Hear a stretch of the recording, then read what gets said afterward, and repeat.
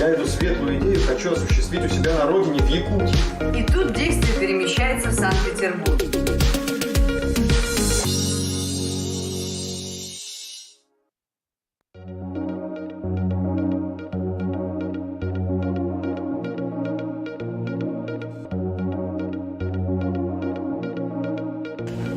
Доброе время суток. Вас приветствует Якутск. Меня зовут Владислав Левочкин. И я люблю литературу, как любите ее вы. Сегодня мы начинаем новый проект. Это медиапроект, который называется «Школа драматургов Арктики». И мы посвящаем этот проект нашему коллеге, якутскому писателю, драматургу, лауреату Большой литературной премии Василию Егоровичу Харсхалу. Мы благодарим всех наших коллег, соорганизаторов, прежде всего фонд президентских грантов и также музейный комплекс «Россия. Моя история», фонд тотального диктанта, которые содействовали нам в организации этих выпусков. У нас будут маститые и начинающие авторы, мы поговорим с вами о литературе, о драматургии и о том, какое место они занимают в нашей жизни. Сегодня у нас замечательный гость, наш земляк, автор тотального диктанта, текста тотального диктанта 2020 года, лауреат многих литературных премий, кандидат филологических наук, доцент литературного института имени Горького Андрей Валерьевич Геласимов. Давайте поприветствуем. Здравствуйте, друзья. Наш мастер-класс мы начинаем с читки.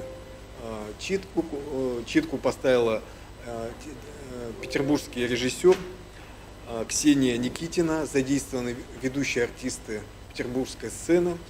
И эту читку по произведению Андрея Валерьевича «Холод» они читали на ледоколе «Красин», который стоит на приколе на реке Нева. Пожалуйста, вашему вниманию.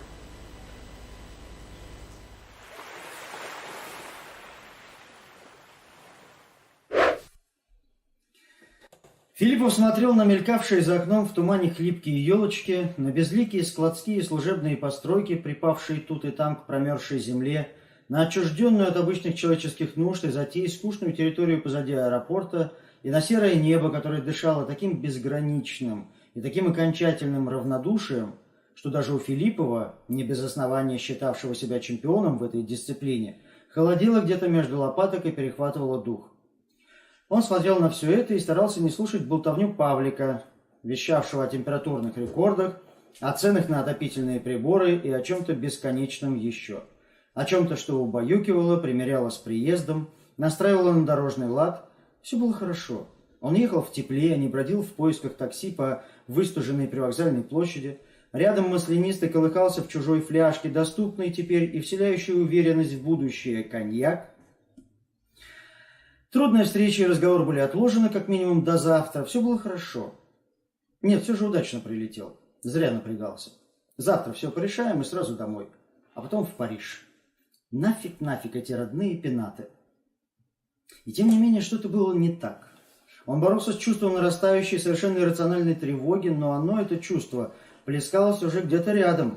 Подмывало некрепкий берег его конечного счастья, и Филиппов потихоньку начал сомневаться – так ли уж надо было садиться в машину к незнакомому человеку, который предложил подбросить до города, а теперь везет неизвестно куда?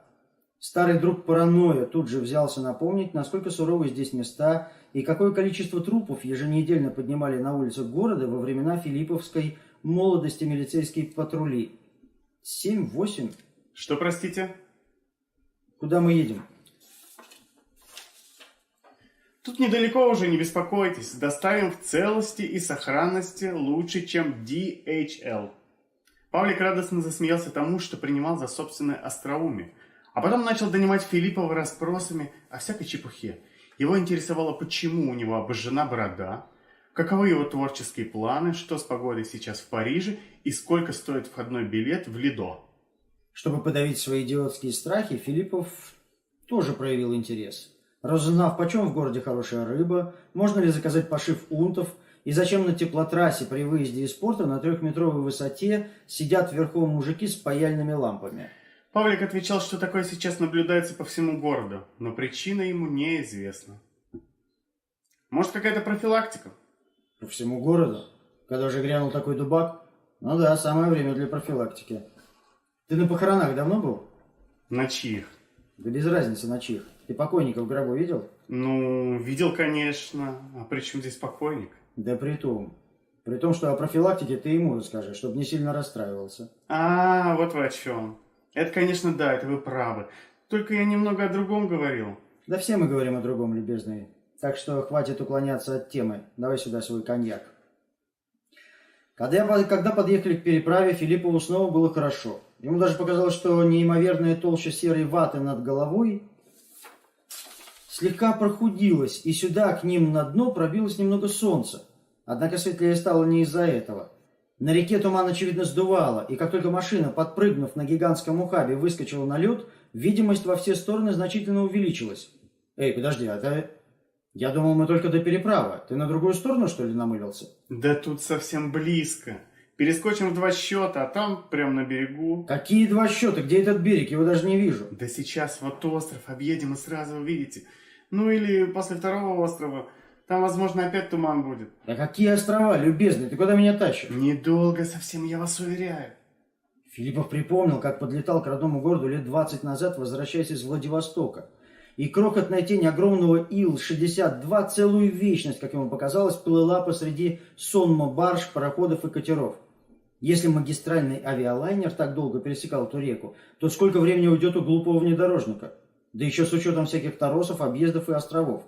Давай обратно, ты задолбал. Мне в гостиницу надо, у меня встреча. Насчет встречи он, конечно, соврал, но на Павлика даже это не произвело ни малейшего впечатления. Я не могу.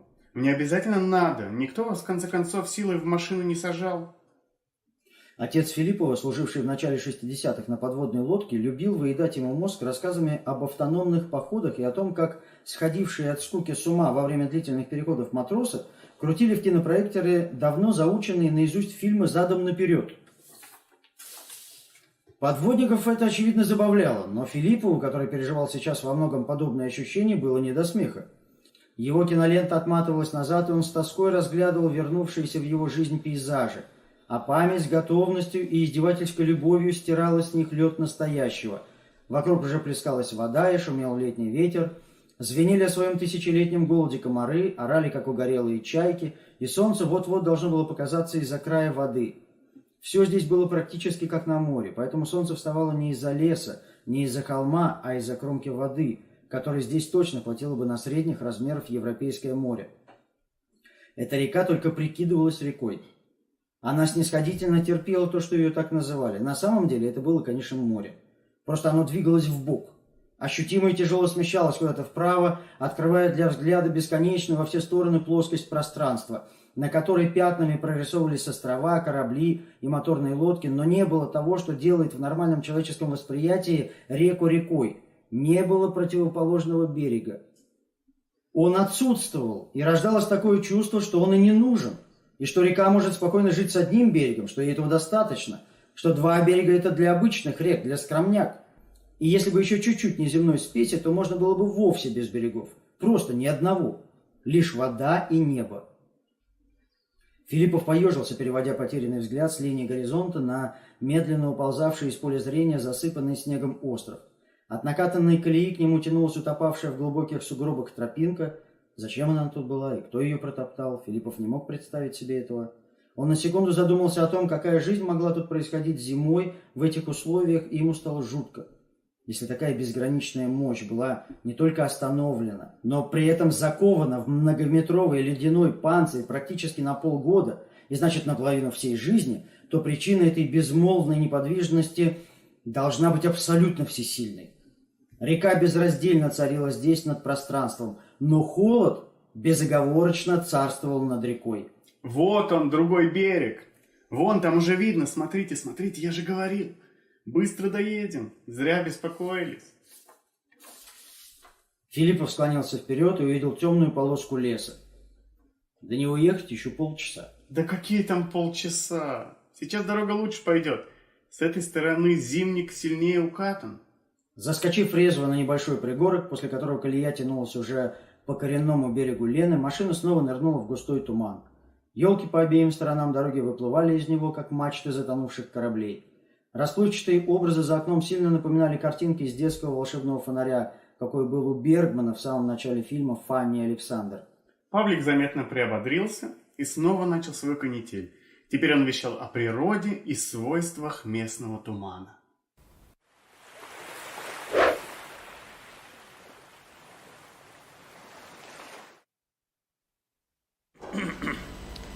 Так, ну что ж, мы надеемся, что все увидели читку и, наверное, услышим вопросы именно о том, ну вот почему был выбран этот фрагмент текста, насколько он характерен вообще для произведений.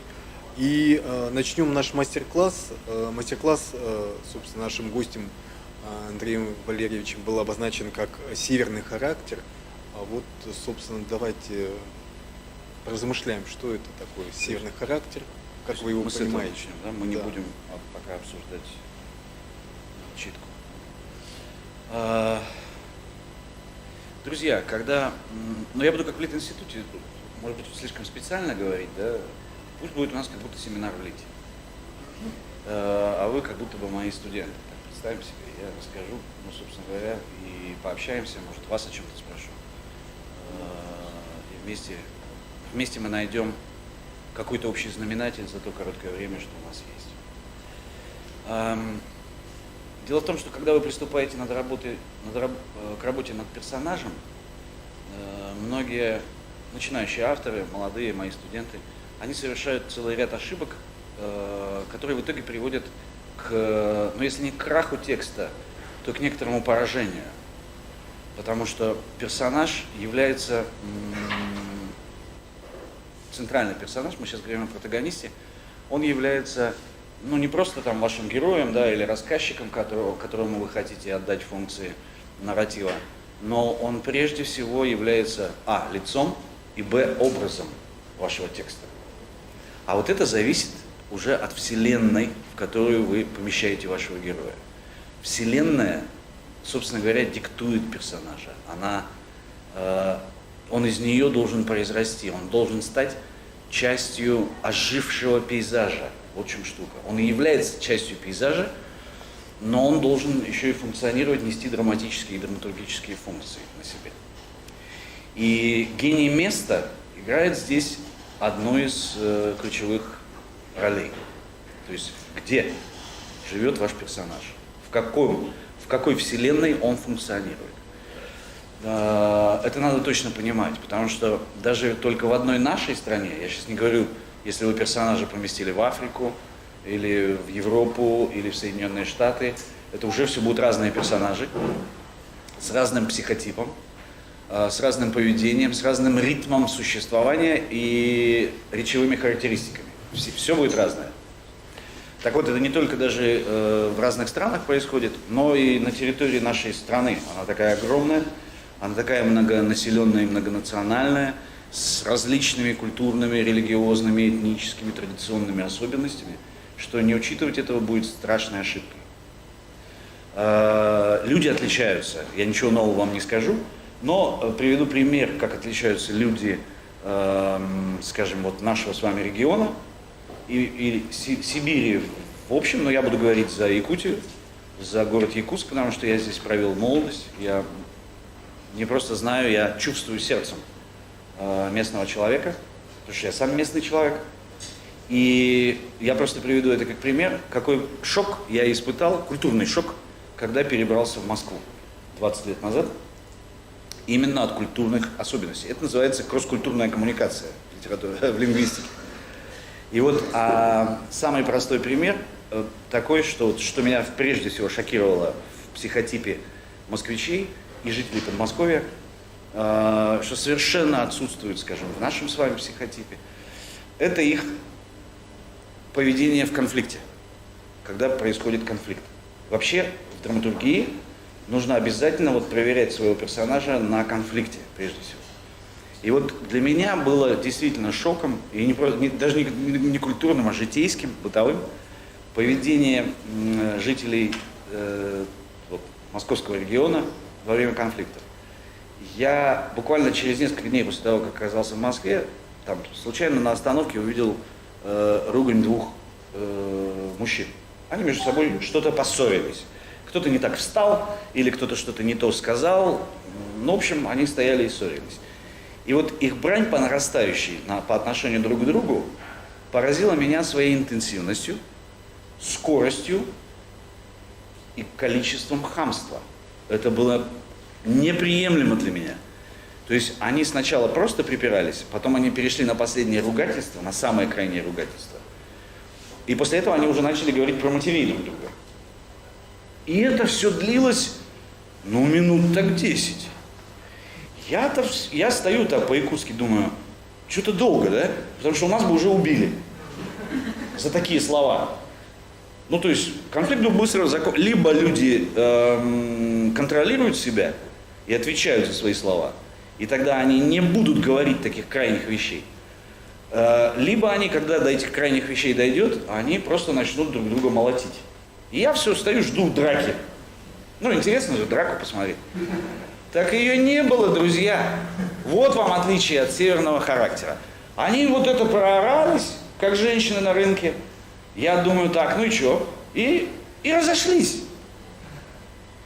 Вот это было потрясающе. Для меня непривычно, потому что все-таки у нас за слова отвечают. Здесь, во всяком случае, когда я жил в 90-е годы, за такие слова точно ты бы получил быстро и сильно. Вот. Но у них вот другая природа конфликтности. Получается, можно говорить все, что хочешь, и тебе это сойдет с рук. Вот чего непонятно было мне, как северному человеку. И это вот первые такие были для меня впечатления, да, от жителей московского региона, что они в конфликт вступают гораздо легче, чем северные люди, и легко из него выходят. Видите, да? И вот все такие вещи сразу нужно учитывать, если мы говорим о северном характере и собираемся писать произведения с героем вот из нашего, скажем, региона. Как пример такого героя я вам могу передать интереснейший мой разговор с нашим постоянным представителем при президенте Российской Федерации, постоянным представителем Республики Саха при президенте Российской Федерации Андреем Сандоминовичем Федотовым. И мы с ним общались где-то месяц назад, и там мы готовили отчет правительства республики онлайн, чтобы делали, я модерировал. Андрей Сандоминович, значит, рассказывал о работе правительства в течение года. Но до этого мы зашли к нему в кабинет, пили чай, и вдруг, значит, заговорили совершенно на другие темы. Не на государственные, не на политические, а просто на какие-то живые, житейские. И он вдруг мне рассказал про своего родственника дальнего, который уже, к сожалению, умер, из Якутии, из республики Саха, который жил где-то даже вот не то, что не в Якутске, а он жил даже не в райцентре, а гораздо более, вернее, в менее населенных местах. Он занимался выпасом коней. Вот у него есть табун, и он целый год за этим табуном присматривает. И мне Андрей Сандомирович говорит, вы знаете, я, говорит, к нему приезжал несколько раз, и он мне в какой-то момент показал тетрадку. Внимание, приготовьтесь, тетрадку. И в этой тетрадке карта звездного неба, которую он на долгие годы рисовал сам. Звездного неба. Но не просто карта звездного неба, а он каждый год отмечал положение тех или иных звезд в разных, как они перемещаются, да, в течение года. И вот в феврале они вот так, в марте так и так. Далее он говорит, он не знал названия астрономических этих небесных объектов. Он дал им свои названия. Свои, хозяйские. Ну, это там называют тигр, там еще какой-то, это олень, все эти звезды. Далее, он, говорит, создал целую философию. В зависимости, он сказал, ты знаешь, вот он Андрею Сандомировичу сказал, ты знаешь, говорит, я знаю, что если вот, например, в марте вот этот олень стоит вот тут, а вот этот там, я не знаю, трезубец вот здесь, а это вот так, вот в таком положении, то произойдет вот то-то здесь у нас в жизни. А если они поменяют, если они по-другому стоят в марте, то будет вот так. Ну там засуха или непогода, или там лошади начнут активно размножаться. В общем, он говорит, я заметил, я вот 20-30 лет наблюдаю, и есть, говорит, твердая закономерность, связь движения небесных объектов с происходящими событиями здесь, в его небогатой на события жизни. Но это для нас небогатая, да? А для него она наполнена. Он ее сам наполнил вот этим гигантским, космическим, в данном случае, в прямом смысле слова, содержанием. И я, значит, так слушал Андрея Сандомировича, говорю, можно я украду персонаж? Я говорю, я хочу писать такого героя. Он говорит, да, пожалуйста, берите, не жалко. Объясню вам почему. Сама жизнь в данном случае, в виде этого человека, в виде его жизни, и потом Андрей Сандомирович мне передал этот рассказ, сама жизнь сделала то, что удалось в свое время Хемингуэю в повести «Старик и море». Абсолютно персонаж, вот прямо из хемингуэевской великой вещи, за которую Эрнест Миллер Хемингуэй получил Нобелевскую премию. Вот. Я поэтому так подумал, думаю, опа, выдумывать ничего не надо, сочинять, да? Вот из жизни, пожалуйста, подарок такой. Вот это вот характерная корреляция человека с миром, да, с природой, и еще и творчество в этом пространстве, потому что он создает свою вселенную, да, он называет звезды, он замечает их взаимодействие с земными происшествиями. Вот это как раз и я это определил как северный характер для себя. То есть неторопливое течение жизни, в котором вы можете не думать о суетных вещах, о хлебе насущном, потому что вы его зарабатываете своими руками. Да? Он сколько наработал, столько и съел. Сколько Бог послал, столько и будет на столе. И он не суетится. Он, обратите внимание, совершенно лишен категории поиска успеха. Нету. Точно так же, как его нету у персонажей вот этого старика Сантьяго из повести Хемингуэя. Единственная задача у старика Сантьяго, если помните, дотащить рыбу до дома, большого вот этого тунца. Или марлин там был, да, я не помню сейчас. Марлин, очевидно. Огромная рыба, которая размером больше лодки. Он не может ее втащить в лодку, потому что просто вес большой. И значит, он ее прицепляет и начинает буксировать, если вы помните, у Хемингуэя. И дальше Хемингуэй блестяще придумывает вот этот жесткий конфликт, когда на запах крови этого марлина приходят акулы. И в итоге он привозит, если помните, да, на берег только остатки этой рыбы, максимум голову. Но дальше происходит удивительная вещь. Он утром снова он ложится спать в состоянии полного поражения, да? Его миссия провалилась. Но утром он встает и снова садится в лодку. Вот это несгибаемость человека, который является частью стихии, он ей не противостоит. Он такая же часть стихии, как эта рыба, как эти акулы, как этот океан. Там единственный искусственный предмет – это лодка. Вот единственный. Все остальное является частью Вселенной. И вот, как мне показалось, и после рассказа Андрея Сандомировича, что вот это персонаж, пожалуй, наиболее точно передающий такое, не знаю, стихийное существование всех вот этих гигантских пространств. Человек перед лицом космоса, перед лицом гигантских, да, открытых вот этих пространств, где, собственно говоря, жизнь и смерть даже не имеют значения. Потому что здесь миллионами лет что-то рождалось, что-то умирает все время. И это и есть жизнь. И вот человек, который живет всего небольшой промежуток, 60, 70, 80 лет, у него вот хватает мудрости, вот эта стихия его перелопачивает, она его переплавляет, как в тигеле, и делает его частью себя. Как я вначале сказал, собственно говоря, частью пейзажа. Вот так, мне кажется, нужно работать с персонажем, понимая, что Вселенная диктует его. Если вы попытаетесь какими-то волевыми усилиями авторскими сами придумать, ну вот характер, да, у него такой характер или такой, то, скорее всего, вы ошибетесь. Потому что надо сначала посмотреть на пространство, в котором вписан ваш герой. На ритм этого пространства, на его правила. Вот что штука. Это очень важно. В принципе, если вы планируете писать вот такой северные истории, да, с северным персонажем, то есть не только Хемингуэй, есть конкретно северный писатель. Ну и понятно, что и в Якутске есть якутская замечательная литература.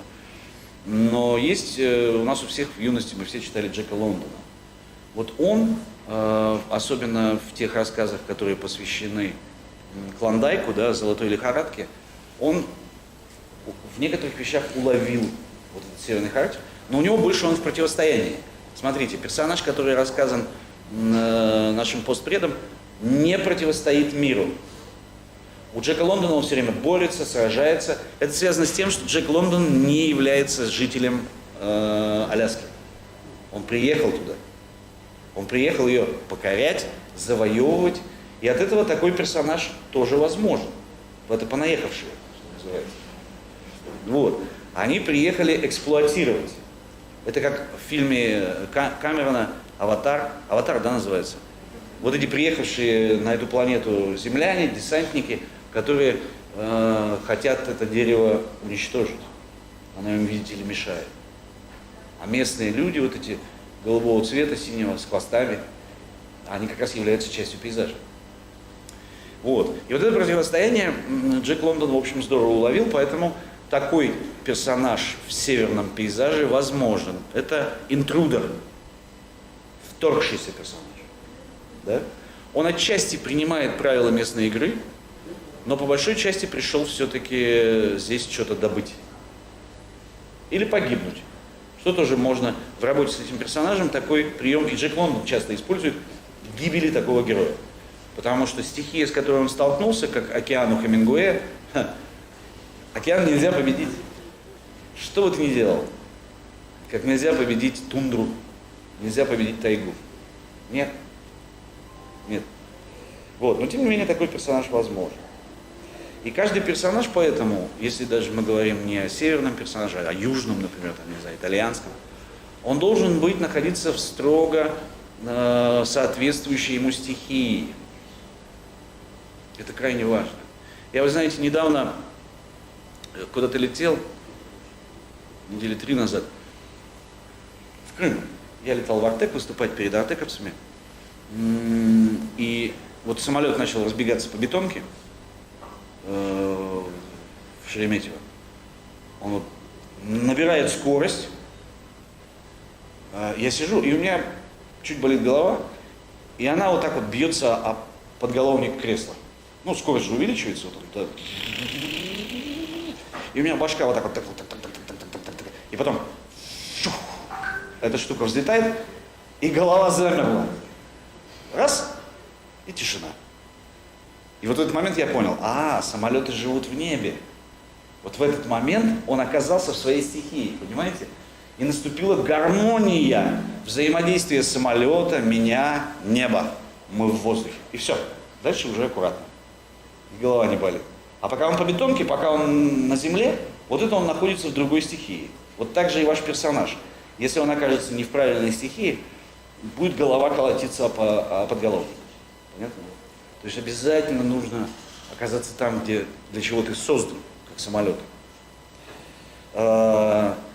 Ну, чтобы пояснить мысль уже совсем окончательно, я вам могу сказать, что вот даже представьте себе классическую литературу, любую, не северную, там, Федора Михайловича Достоевского, и мы не можем представить персонажа Раскольникова, живущего где-то в другом месте, кроме Санкт-Петербурга, друзья. Он прямо выступил из этих стен, из этих каналов, из этого ветра на Невском, на Липовском проспекте, из улицы Гороховой, странной, такой вот с этими домами, да, серыми. Раскольников, вот он весь оттуда. И невозможно представить его где-то в другом месте. Он не будет функционировать. Карлсон живет только на крыше. Вот. Он на крыше и все. Это его тоже стихия. И Астрид Лингрен здесь очень правильно. Почему она и написала в итоге бессмертного персонажа, что он находится в правильном пространстве, в своей стихии. Это однозначно. Дальше. Герои, скажем, фильма «Служебный роман», если вы помните его, да, с Андреем Мягковым, Олегом Басилашвили и там Алиса Брумна Фрейндлих. Вот эти герои могут существовать только в этом странном, дурацком НИИ, или что там это, контора какая-то статистическая, да? Маленькие столики, вот такие вот конторки, какие-то люди чуть-чуть сгорбленненькие такие, они ведут себя так, у них ритм такой, они говорят так, они стреляют друг у друга сигаретки. Вот, этот персонаж продиктован вот этим зданием. Знаете почему? Потому что вы не можете поместить этих героев в Донскую степь. Не получится. Представьте себе их в Тихом Доне. Можете? Нет. Это означает, что они правильно придуманы Ильдаром Рязановым и автором сценария. Точно так же вы не можете представить себе Гришку Мелехова и Аксинью в их научно-исследовательской этой конторе. Можете представить себе? Вот эти конторки, да, вот эта музычка, ла-ла-ла-ла-ла. И Гришка Мелехов такой: Аксинья, водки дай. Другой уровень эпичности, да, совершенно иной уровень детализации внутреннего состояния стержня и так далее. Вот это нужно обязательно, друзья, держать в голове. И помнить, что персонажа диктует Вселенная. Для опыта, поскольку у нас сегодня не лекция, а все-таки мастер-класс, я бы вам советовал, если вы пробуете писать или пишете, или уже готовы драматурги, вот попробуйте сделать упражнение как-нибудь на досуге, не сегодня. Попробуйте взять персонажа из классического произведения, не обязательно тех, которых я назвал, я не знаю, Дон Кихота возьмите, и поместите его в другое пространство. Вот просто напишите этюд, эскиз. Специально от обратного пойдите.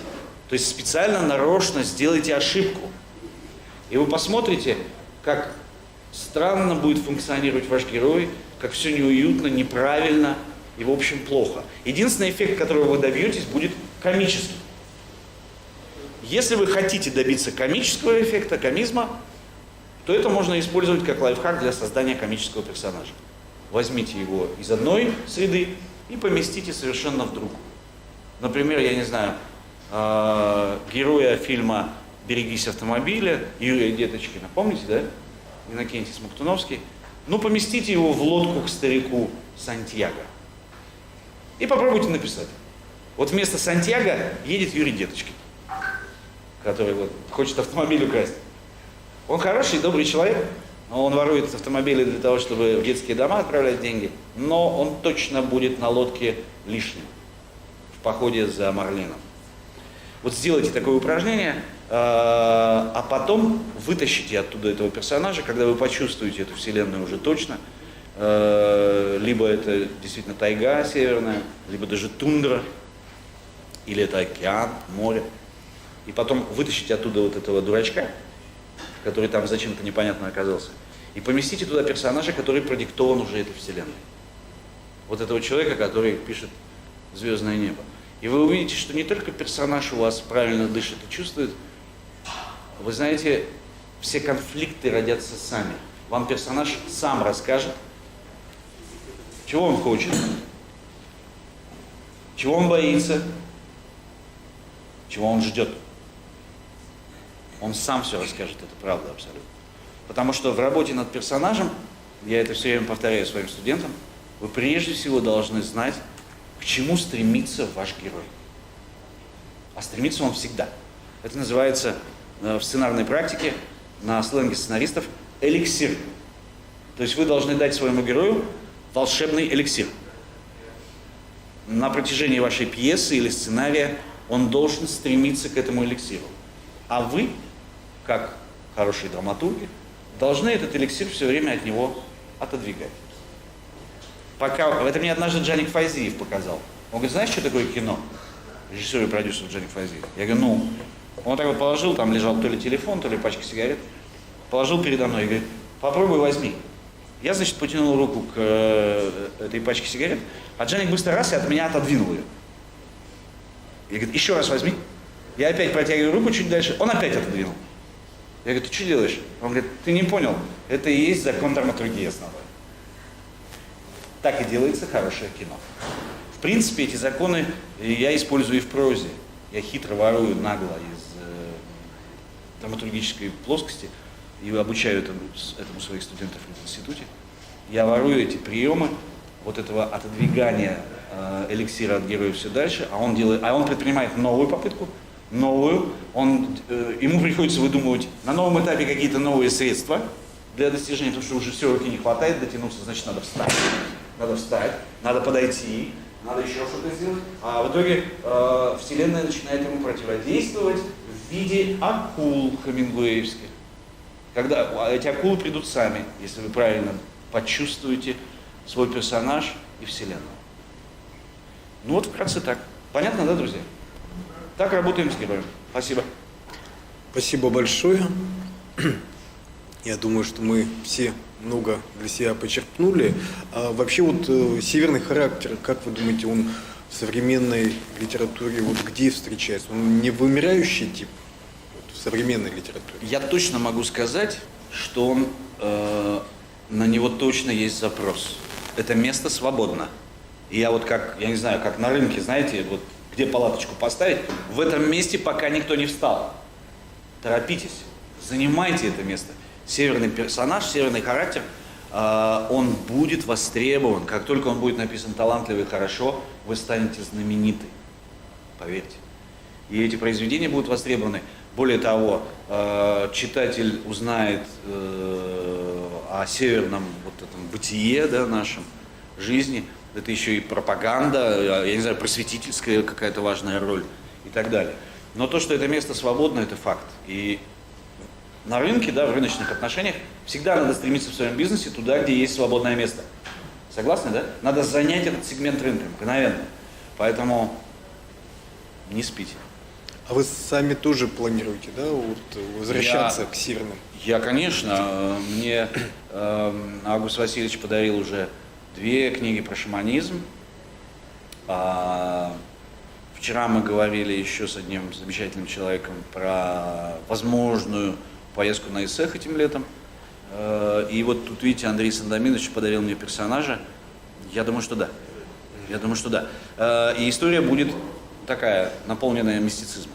Такой мощной магического реализма Северной Земли. Вот обратите внимание, латиноамериканские авторы свой магический реализм продали на весь мир, да? Маркес, пожалуйста, Борхес. Они создали целую школу. Там, Жоржо Амаду, Кастанеда, да. Они все это планете спокойно предложили, и планета это взяла.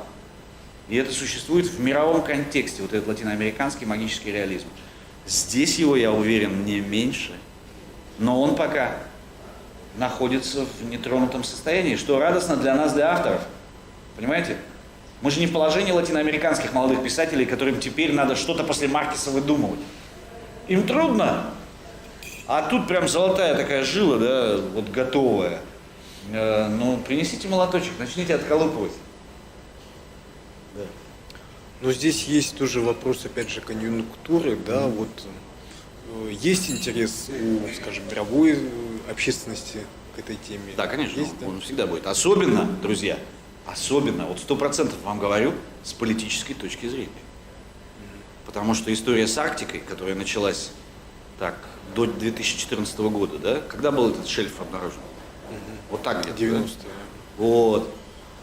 Арктика становится, и точно 100%, я в Мурманске, когда был на ледоколе Ленин, там нам экскурсию проводили, они говорят, мы сильно модернизируем ледокольный флот. Арктика становится темой номер 1. И в ближайшие там 40-50 лет тот, кто контролирует Арктику, будет контролировать планету. Именно из-за тех запасов, которые там открыли. Там подтвержденных чуть ли не больше, чем в Арабских Эмиратах и на всем Ближнем Востоке. Вы понимаете, сколько устремлений туда будет политических, военных. Мы развернули воздушно-десантную дивизию в Арктике. Мне там рассказали, они говорят, знаешь, как было? У нас вот тут есть остров, и однажды, говорит, самолеты так раз подлетели, десантники спустились, окопались, построили сначала палаточки, потом более конкретное жилье, и сейчас все, они уже там. Эта дивизия базируется на этом острове. Можете представить себе дивизию ВДВ российских войск? Это означает, что регион становится все более и более привлекательным со всех сторон, и поэтому надо, я думаю, учитывать этот и геополитический интерес в том числе, друзья. будущее за Арктикой, это точно. Там столкнутся много сил. Я вот абсолютно уверен даже, что вот вся эта обраточка с Украиной в 2014 году, Майдан, это был нам ответ на наши притязания, просто это называется несимметричный ответ. Началась Грузия, началась Украина, почему-то резко, значит, Майдан, они все, Януковича выгоняют, и все, этот котел, Донбасс, все это молотят. А это все делается для того, чтобы оттянуть силы России от Арктики. Вот прямо серьезно вам говорю. Это очень похоже на большую игру, как это называлось в 19 веке, когда Российская империя противостояла Британской империи. Тогда это получило термин «большая игра». Вот сейчас она продолжается, но противостоят другие силы, хотя Россия опять в роли протагониста или антагониста, как считают на той стороне. Коллеги, я напоминаю о том, что мы можем задать вопросы автору, и авторы наиболее отличившихся вопросов получат из его рук приз, подарок в конце нашей записи. И у нас сегодня на связи несколько точек из нашей страны, и мы приветствуем в Санкт-Петербурге автора нашего проекта Милу Кудряшову. Библиотека Маяковского, пожалуйста, просим вашего подключения и вашего вопроса. У нас сегодня замечательная встреча северо-востока и северо-запада. Я напомню, что сейчас нашу трансляцию смотрят еще Архангельск, Севастополь, Находка и много других городов. Но сегодня мы приветствуем на первом нашем мастер-классе в Санкт-Петербурге, в филиале библиотеки Маяковского. И я хочу передать слово нашей хозяйке Юлии Абрамовой. Добрый день, доброе утро, уважаемые друзья. Мы тоже рады приветствовать, даже так далеко. Якутск. Потрясающе, что так много людей пришло, очень много молодежи, которая интересуется современной драматургией, интересуется современными авторами. Пару слов скажу о нашей площадке. Мы представляем отдел Центральной городской публичной библиотеки имени Маяковского города Санкт-Петербурга. Наш отдел уже достаточно известен не только в России, но даже за рубежом. К нам приезжают коллеги со всей России, вот из ближнего зарубежья недавно были в гостях. Мы известны тем, что у нас есть профессиональная студия звукозаписи, мы предоставляем услуги. Есть информационно-туристический центр, кстати, кому интересно, присутствующих могут обратиться. Мы оказываем по всему миру справки, составляем маршруты.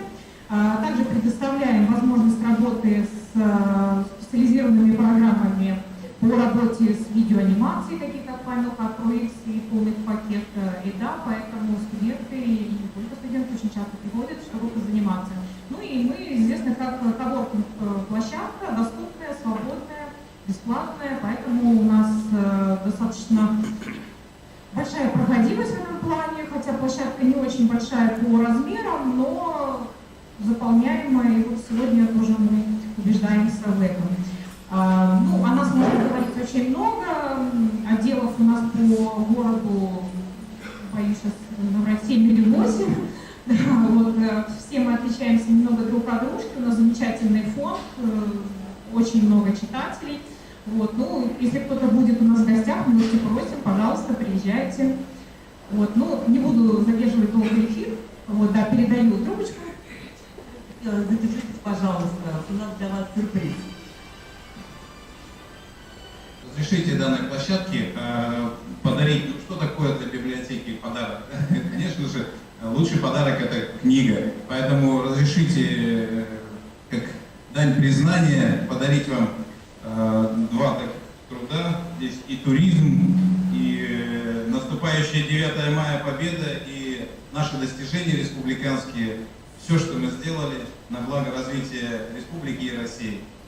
Храните у себя, пусть люди читают. Ну и организаторам конференции удачи, Андрей Валерьевич. Мы всегда с вами. Юрий Николаевич. Забыла представить, спасибо большое, Юрий Кравцов, постоянное представительство Республики Саха-Якутия в Санкт-Петербурге. И сейчас я передаю микрофон нашим партнерам, комитету Санкт-Петербурга по делам Арктики, Оксана Кулыба. Здравствуйте, уважаемые коллеги. Я представляю отдел развития культурных связей с регионами арктической зоны Комитета по делам Арктики. И несмотря на то, что Санкт-Петербург не арктический регион, но у нас много и культурных возможностей в отношении развития Арктики, наверное, как культурного кластера.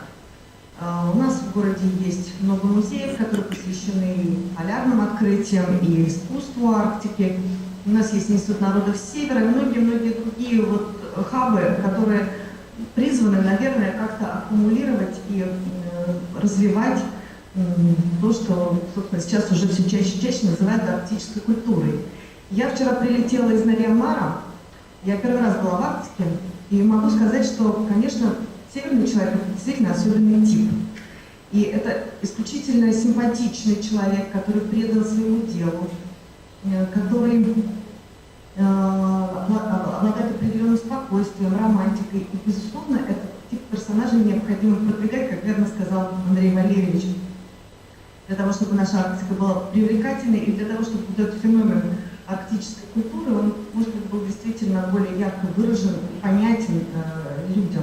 Я рассказала в Нарьян-Маре о проекте школы драматургов Арктики, и они очень заинтересовались.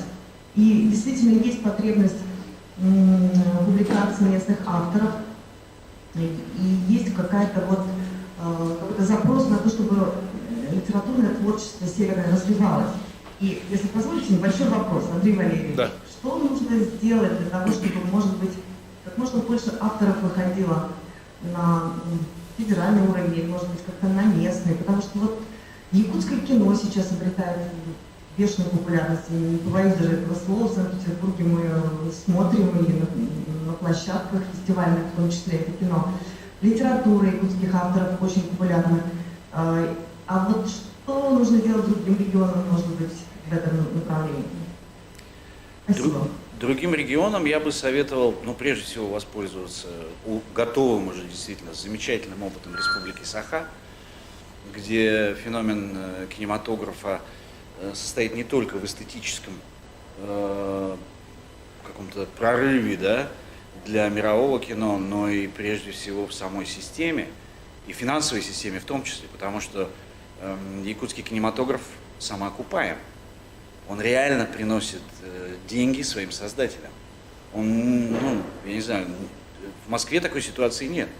Московский кинематограф весь сидит на дотациях, они ждут помощи от Министерства культуры, от Комитета по кинематографии, и все эти деньги невозвратные. Никто не собирается их возвращать государству. Они просто ушли на производство и все. То есть феномен того, что в русском кино кинематографисты зарабатывают с производства, а не с проката, отличает русский кинематограф от, скажем, Голливуда. Потому что Голливуд работает с проката, а не с производства. Заработок идет с этого. Так вот, якутский кинематограф пошел по пути Голливуда. Они зарабатывают с проката, а не с производства. Вот в чем штука. Они вкладывают свои небольшие деньги, 1, 2, 3 миллиона рублей, и на них получают 4-5. Простая схема. И потом на эти деньги они живут, снимают следующее кино. И зрителю нравится смотреть. Вот здесь хитрость якутского кино, как мне кажется. Зрителю важно, что с экрана говорят о его проблемах, о проблемах именно этого региона, этого народа. Говорят на его языке, это, я думаю, ключевое здесь дело. И говорят об этих людях, которые зрителю известны не понаслышке, он живет с этими людьми. Но их ставят в хорошие драматические обстоятельства. Талантливые очень люди, которые, конечно же, из воздуха не возникли.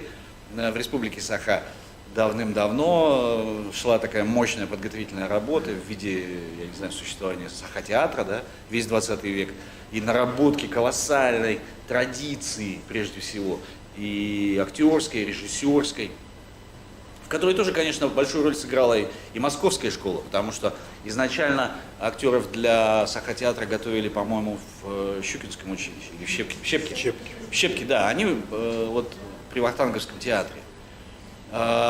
И спокойно ребята из Якутии взяли опыт Московской актерской режиссерской школы, они его спокойно усвоили, органично интегрировали в свое национальное, я не знаю, существование, да, вот с этими космическими вещами, о которых я говорил до этого, со своей традицией, символикой, и вот соединение европейской школы русского психологического театра и колоссального эпического самосознания народа Саха, это соединение в итоге дало результат театр Саха, Саха-театр. А потом уже пришли те же ребята, я не знаю, связанные с этим театром, они все равно берут оттуда артистов. Школа идет актерская такая. И они уже начали снимать кино и просто показывать его в кинотеатрах. Они диверсифицировались под совершенно новую и экономическую ситуацию, и эстетическую, воспользовались новыми технологиями, которые уже вот существуют, да. Этим как раз и отличается вот местный регион, да. Он, с одной стороны, очень ценит и блюдет традиции, и с другой стороны, он открыт к новому. Вот это сочетание, да, которого, предположим, нет в Англии. Англичане очень тоже традиционный народ, они вот пьют чай с молоком, кстати, как и якуты. И для них чай с молоком, для англичан, это вот нормальный чай. Потому что чай без молока они называют Russian tea. Русский чай. Чай без молока с лимоном. Это у них такое повелось после фильма «Доктор Живаго».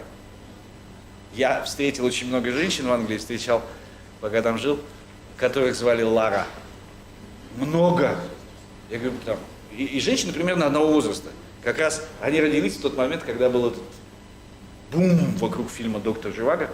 И там в этом фильме «Доктор Живаго», если вы видели его в голливудском, там все пьют чай с лимоном, помешивая ложечкой. И вот они с тех пор, британцы, всех девочек Ларами называют, вернее, назвали то поколение, а чай этот называется у них русский чай. Так вот, несмотря на то, что у них так же, как у народа Саха, большое и серьезное внимание к традициям, англичане очень плохо открыты к новизне. Прямо очень, друзья. Они зачем-то любят ездить на старых велосипедах. У них дома стоят деревянные телевизоры. Я говорю вот то, что видел, реально. Они смотрят 40 лет сериал Coronation Street. Производство манчестерского телевидения, ITV. Это самый длинный сериал в истории, он в Википедии или в книге рекордов Гиннесса. Безумно скучный. Там ничего не происходит. Но весь Йоркшир, когда начинается трансляция, они все садятся, дедушки, бабушки, внуки, все садятся и как завороженные смотрят, потому что бабушки состарились вместе с этим сериалом. Они вот были маленькие, выросли, и теперь еще внуков тоже туда же подсаживают. То есть я сейчас вам говорю о традиционалистском мышлении англичан, да, чтобы было понятно. Вот. И вот в этом смысле они как раз от народа Саха отстают, как мне кажется, очень сильно. Они менее открыты к новому. Здесь, даже как пример скажу, вы знаете, я писал диссертацию в Якутске в 90-е годы, в Якутском государственном университете, и мне надо было защищать ее и ехать в МПГУ в Москву. Мой руководитель научный, профессор Бурцев, отправил меня защищаться в Москву. И я приехал в МПГУ, который на Фрунзенской станции метро стоит, имени Ленина назывался он. Старинный, красивый институт, такое здание прекрасное, да, колонны, внутри заходишь, какое-то огромное фойе. А у нас так все по-простому, да, вот УЛК, я работал там, все, ну, такое, все современное такое. И, значит, я приехал, и они мне говорят, там у тебя вот не так оформлены вот эти края, там, диссертации, в общем, неважно, какие-то технические помарки. Они говорят, надо все перепечатать быстро. Ну, заново выкатить диссерт и перезашить его, переплести заново. Я говорю, окей, где компьютер? Сейчас сделаем. Они мне говорят, какой компьютер? Я говорю, ну в смысле, к которому принтер подсоединен? Они говорят, никакому компьютеру никакой принтер не подсоединен. Вон, говорит, печатная машинка. Я говорю, вы что, обалдели, что ли, ребята? 180 страниц, я сейчас буду вот это сидеть, вот это делать? У меня вот дискета, говорю. Это 96-й год, на секундочку. У нас на каждой кафедре стоял компьютер. Все уже было в 96-м году. А в МПГУ не было, друзья. Я сейчас говорю вам именно об открытости и об интересе вот нашего северного человека к новому. Ему интересно все. О, что это у тебя? Ну-ка, дай-ка посмотреть. Ну-ка, что, как работает? Как работает? Дай-ка. А есть можно? Нет, нельзя. Не буду есть. Ага. И вот это, конечно, колоссальный козырь нашей республики. Понимаете? И вот я бы рекомендовал как раз вот эти... Да.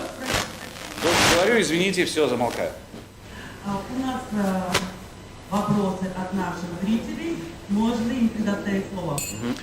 Мила, пожалуйста, да, мы, наверное, вам предоставим слово, будем переключаться. Очень много вопросов поступает. А я болтаю. Из разных, да, точек нашей страны. Пожалуйста, Мила. Меня зовут Павел, институт Европы Севера, второй курс, изучаю венгерский язык, очень интересно. Немного не связан с данной темой именно Арктики, вопрос более личный. Буквально месяц назад смотрел ваше интервью, где вы очень хорошо отзывались о современной музыке, в частности о рэпе. Вы сейчас, как я понимаю, до сих пор слушаете, вам очень нравится. Что вы в данный момент слушаете? И еще вот хотел вам посоветовать, есть такой музыкант, Олег Савченко, его группа ЛСП. Данный солист, бывший филолог, закончил филологический факультет. У него есть целых 3 альбома, связанные с первой строчкой первой песни, заканчивающейся последней строчкой последней песни последнего альбома. Советую вам послушать. Спасибо. Вам должно понравиться как филологу. Да. Вот. Также я хочу вас спросить, как вы вообще относитесь к современной музыке, нашей молодежной рэпу? Как вы относитесь к тому, что большинство современных, если вы если вы слушали и современных русских исполнителей, и зарубежных, замечали ли вы плагиат в этом, и как вы к этому относитесь? Спасибо. Ну вот, на первую часть вашего вопроса я могу коротко ответить, что вы сейчас слушаете. Я вот сейчас ехал сюда, вот в это замечательное, прекрасное здание, в машине играла музыка, я ее зашазамил. Там была песня Fuck That группы Bastards, я не знаю, что это такое, но мне как-то дико понравилось. Я тут же, значит, себе загрузил в плейлист, сегодня вечером расслушаю внимательнее. То есть я слушаю, вы знаете, все время новое. Вот я же, поскольку якутский человек, то я же вам до этого говорил, мы открыты к новизне. Мне не нравится долго сидеть на одном месте, я люблю все время какие-то новинки и так далее. А насчет рэпа, ну да, я же роман написал «Чистый кайф» про рэперов, поэтому это вот моя крайняя книга, над которой я закончил работу год назад. И рэп для меня действительно был важный, да, в тот момент. Я сейчас меньше, понятно, слушаю, тогда я просто не вылазил из Газгольдера, из клуба. Я там дневал и ночевал. Вот. Мне важно было понять жизнь этих ребят, их психологию и так далее. Рэп предпочитаю, если слушать, то все-таки олдскульный. Для меня лучше Тупака, пока никто рэп не читает. То есть, вот, мне кажется, Тупак был, он был сама суть рэпа. По мелодичности, да, и это потом вот это его флоу блестяще интегрировал в свое творчество Эминем. Он четко понял, потому что он работал с Тупаком некоторое время на бэк-вокале. И у него получилось, он блестящий исполнитель был. Хотя и сейчас, в общем, может написать хороший трек. Вот, и то есть, когда я это слышу, я это понимаю, мне это нравится. Мне нравится ранний русский рэп, мне нравится, естественно, все, что делала Каста. Ранний Баста мне очень заходит, даже больше, наверное, Нагана, потому что там юмора больше. Он реально смешной, остроумный, злой, циничный, ну, клевый такой, да, который я в романе описал. Вот, Нагана, да, хорош был. Я надеюсь очень, что Василий Михайлович не убьет этого персонажа и, может быть, что-то сделает еще. Рэп новой волны мне не нравится, не заходит рэпчик. Мне не нравится Ти-фест и все, что с ним связано. Хотя он тоже в творческом объединении Газгольда. Его Вася продюсирует, но, видимо, он продюсирует его для других слушателей, не для меня. Вопрос из Петергофа. Планируется ли экранизация «Холода» или других произведений? Ну вот «Чистый кайф», я передал права на «Чистый кайф» не так давно. сейчас я в процессе переговоров, мне вот только что прислали договор на передачу прав на «Степные боги». Я надеюсь, будет хорошее кино. Я очень хочу и «Чистый кайф» и «Степные боги». А «Холод»? «Холод» там сложнее, потому что права были переданы давно на этот роман в компанию, которая потом перестала существовать. Права застряли. Во всяком случае, они застряли на русский язык. Если «Холод» перевести на якутский и потом экранизировать на якутском языке, мы обходим эту юридическую проблему. Да, у нас есть деятели кино в этой аудитории. Я буду счастлив, если это будет именно якутский фильм. Буду счастлив. Потому что мы поедем и Оскар хапнем. Поверьте, поверьте. Коллеги, у нас есть еще одно подключение. Это город Нюрба, Республика Саха-Якутия, Нюрбинский театр. Пожалуйста, Мария, мы вас слушаем. Здравствуйте, уважаемые организаторы, участники школы драматургов Арктики. Рада приветствовать вас от имени коллектива Нюрбинского государственного передвижного драматического театра. И очень рада, что участвовала в конкурсе вопросов и сегодня участвую в мастер-классе. Наш театр в этом сейчас работает 55-й сезон. Конечно, за всю историю нашего театра мы сотрудничали со многими писателями. Из современных драматургов, например, мы ставили произведения из российских драматургов, пьесу Ольги Погодиной, а из наших якутских драматургов очень много, не очень много, но несколько спектаклей Семена Ермонаева по его произведениям, Ивана Иннокентьева. И как раз сегодня завершились гастроли нашего театра в Намском Русе. И сегодня с 3 часов в Саха-театре был показан спектакль «Мария, солдат Победы». Это тоже современная пьеса. Их пьесу написали заслуженная артистка Республики Саха-Якутия Софья Баранова и заведующая литературной частью Саха-театра Ангела Попова. Как раз сегодня показали вот этот спектакль. Конечно, наш театр готов сотрудничать с молодыми драматургами и с драматургами, которые участвовали в школе Арктики и будут в будущем участвовать. Надеемся, что такие проекты будут развивать наше театральное искусство и будут продвигать творчество молодых драматургов вообще, и не только в нашей республике, по всей России и даже во всем мире. У меня вопрос к Андрею Валерьевичу. Да.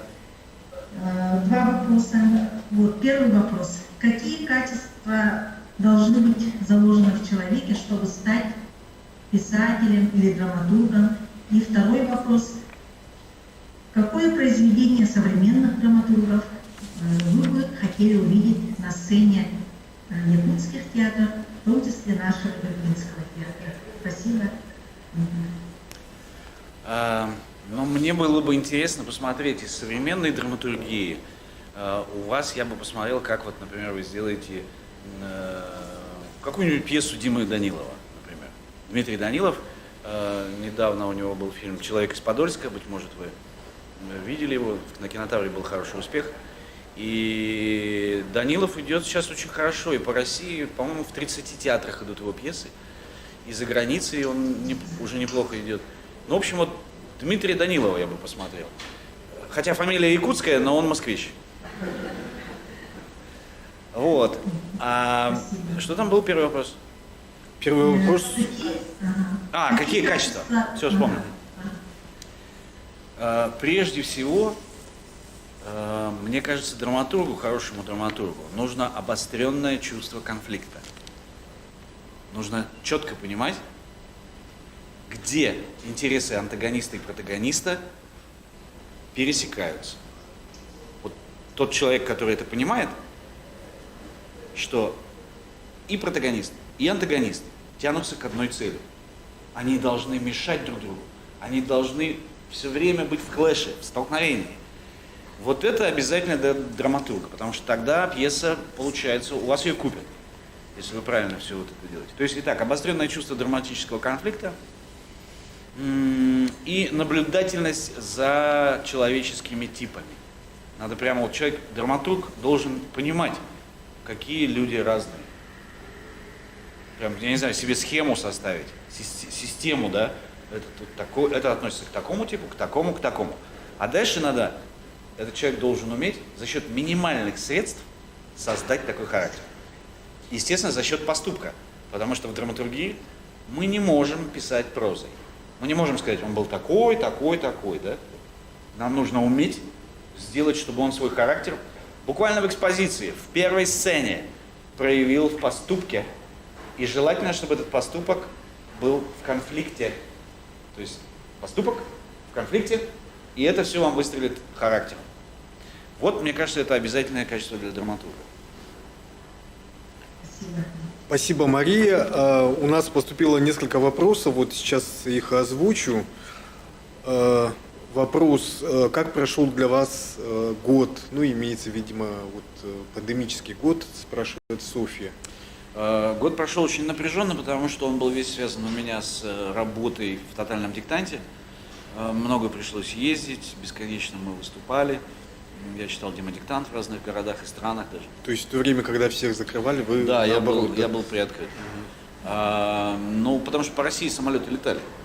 И я успел просто до пандемии буквально по-моему, за неделю улететь в Индию. И там в Калькутте я читал демодиктант. И потом из Индии прямиком через Дубай я улетел в Париж. И там тоже читал диктант. Потом я вернулся домой и бум! Через неделю страны все закрылись. И я уже путешествовал здесь по России. Много. Самара, Ульяновск, очень много городов здесь. Вот, и Софья почему-то спрашивает, на прошлой неделе были вы в Крыму, сегодня в Якутске, какой следующий город? Она следит Это легко. за передвижением. Это легко. Следующий город, 9 апреля я лечу в Нижний Новгород. Я там буду читать диктант, написанный Дмитрием Глуховским. В филармонии. Будете в Нижнем филармонии 10 апреля, заходите, обнимемся. Так, ну вот есть несколько вопросов о романе «Холод». Да. Я уже сам тоже неоднократно слышал этот вопрос, который вам любят задавать. В произведении «Холод» Филиппов чувствует ваши ощущения, когда вы приезжаете в Якутск? Вопросительный знак. Конечно, нет. Я сегодня уже отвечал на похожий вопрос в другом месте. Конечно, нет. Я испытываю всегда волнение, даже уже тогда, когда самолет заходит на посадку над рекой. То есть я уже ощущаю, да, как я домой лечу. И это волнение радостное. Я привык к нему, я объясню вам почему, и вы поймете, что я не вру. Я, пока жил в Якутске, учился в ГИТИСе. 5 лет я летал туда на сессии, в театр Анатолия Васильева. И вот я когда улетал, и там мы, значит, играли, спектакли, еще там ездили на гастроли, в Швейцарию, еще куда-то. И потом я летел домой, в Якутск, после всех этих сложных мероприятий. И вот я летел домой не просто же в Якутск, да, а у меня здесь жена и 3 маленьких детей, вот такие, погодки. И то есть настолько сердце разрывается. Из Англии там тоже по 3 месяца сидишь в этом Йоркшире, смотришь в деревянный телевизор, тоскуешь дико. Ну, это же вот твои дети, да? Твоя жена. И вот когда в Якутске, раньше было в якутских самолетах, который борт, 95-й рейс был, помните, 95-й, 92-й, из Домодедово в Якутск. И вот когда подходишь, значит, во-первых, родные лица сразу уже на регистрации, якутская речь, и садишься в самолет, и в нем обязательно играли песню «Надежда» перед взлетом. Сейчас вот почему-то нет такого. А там вот это «Светит незнакомая звезда, снова мы оторваны от дома». И я вот это, значит, самолет на взлет, я 3 месяца не был дома, да, и вот это снова между нами города. И все про меня. Взлетные огни аэродрома. А там, значит, мои зайки. Я представляю, как они вот в кроватке. И самолет заходит на посадку над Леной, да, и ты понимаешь, что сейчас вот 5 утра, 6, они еще спят. Я зайду, и они вот из этих кроваток выглянут. Это самое сильное ощущение моей жизни. Поймите, я поэтому вам говорю, что я сейчас волнуюсь, потому что я их испытываю. Я позавчера приземлялся, и снова моим детям было по 3 года, а им 30 сейчас. Они не разрешают держать себя на руках больше. их нельзя обнимать. Я не знаю, их нельзя вот так вот шингать за щеки. Чем я занимался... Но вы уже молодой дедушка, да? Да, у меня еще Читали. уже 3 внуков. Но это уже их игрушки. Их мягкие игрушки, это не мои. А мои мягкие игрушки, к сожалению, уже выросли. Но когда самолет садится в Якутске, всякий раз я как бы думаю, и они снова маленькие. Я тут иногда захожу в свой дом, где мы жили, я слышу их шаги по лестнице. Меня трясти начинает от волнения. Такие эмоции не забываются, они формируют человека. Поэтому, поверьте, я вот долго отвечаю, Филя даже близко, я ему не мог отдать это, потому что это я никому не отдам никогда. Филя человек плохой, я его намеренно сделал отрицательным персонажем, соединив в нем черты нескольких современных гламурных персонажей из Москвы, режиссеров, поскольку он у меня режиссер. Я знаю очень хорошо театральный мир. Мне легко было. Просто, может быть, люди думают, что это я, потому что и я в театре был, и Филя в театре. Это не так. Я просто, вот говоря о стихии, да, и персонажах, я просто знаю хорошо театр. Я знаю его закулисье, бэкстейдж, я знаю, что происходит в гримерках, как ведут себя актеры, их отношения, как режиссер к ним относится. Сейчас скажу коротко. Джаник Файзиев говорит. Я говорю, Джаник, ты что-то как-то совсем это, к актерам как-то равнодушен. Он так раз на меня сказал, Андрей, актеры это реквизит. И пошел дальше. Это вам на будущее, чтобы вы знали, что не надо эту профессию себе брать, или как к вам относятся режиссеры и продюсеры.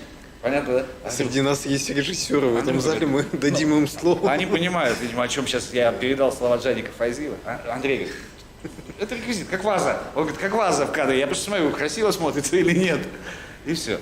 Вот, то есть они для них не люди, конечно, да, со всеми своими переживаниями и так далее. И вот эту вот фразу, да, они реквизит, вот это ощущение отношения режиссера к искусству, к человеку, я, собственно, все Филе отдал. Это не я, ни в коем случае. Я же ушел из театра именно поэтому. Я бросил театр, потому что не хотел, чтобы я стал таким. Я все время хочу прилететь в Якутск и обнять своих 3-летних детей. Я хочу сказать, назад давай время. Но не получается.